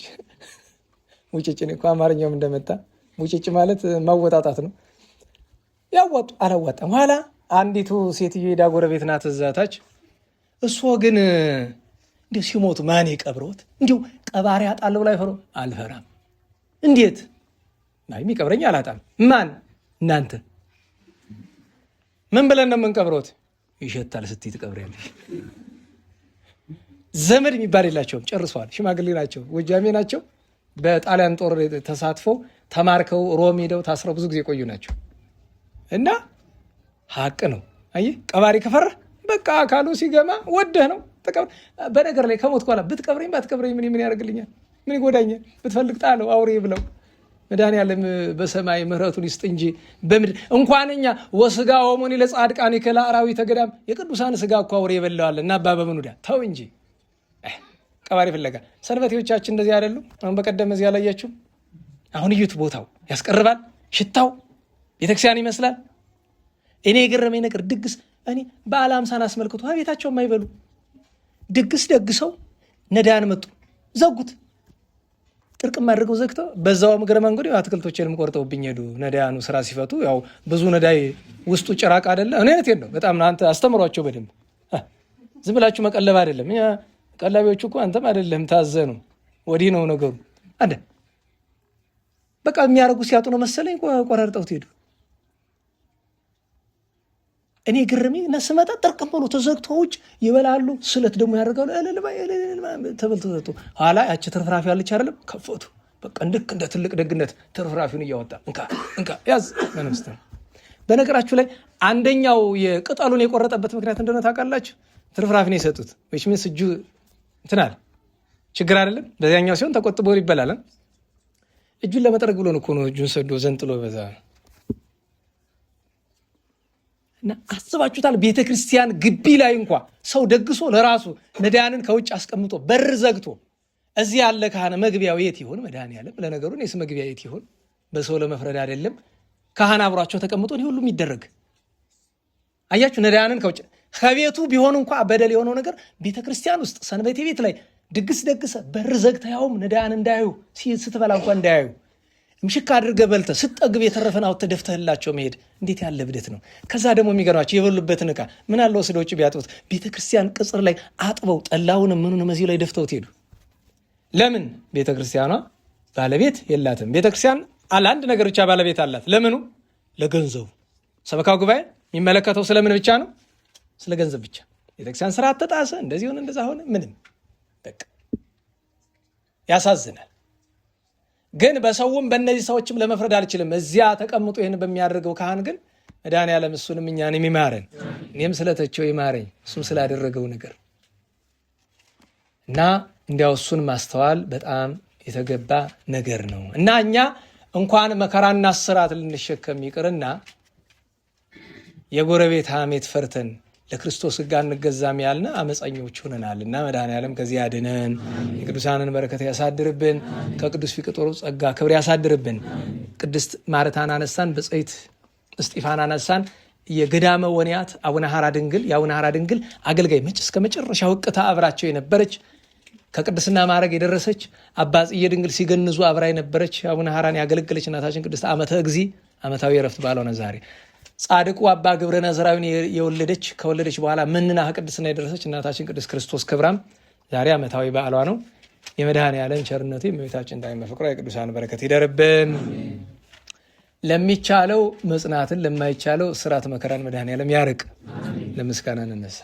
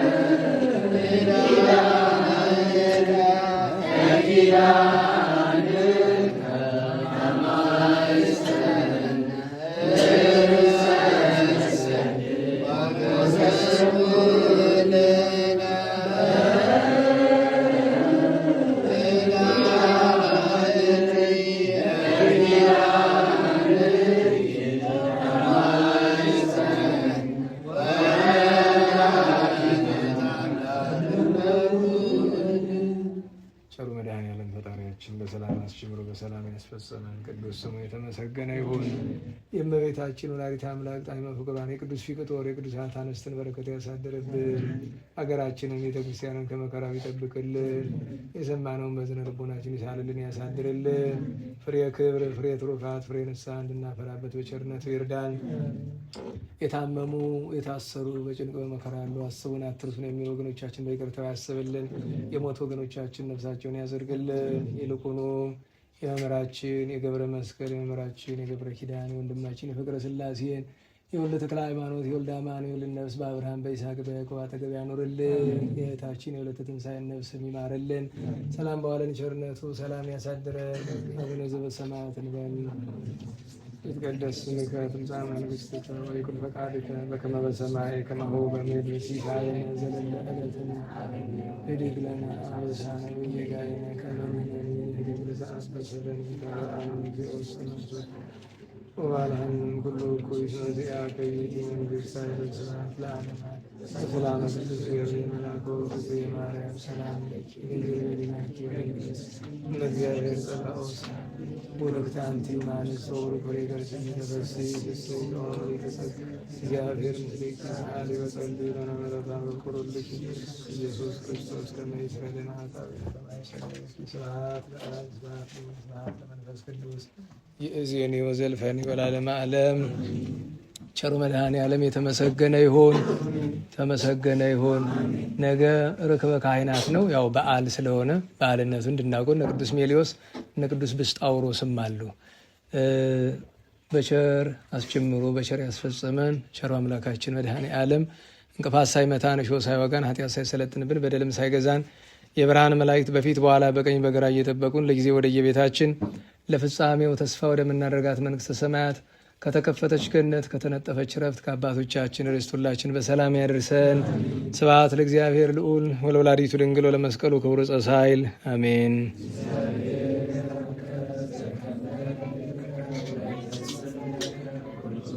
አሜን። ሰላም ያሳድረን።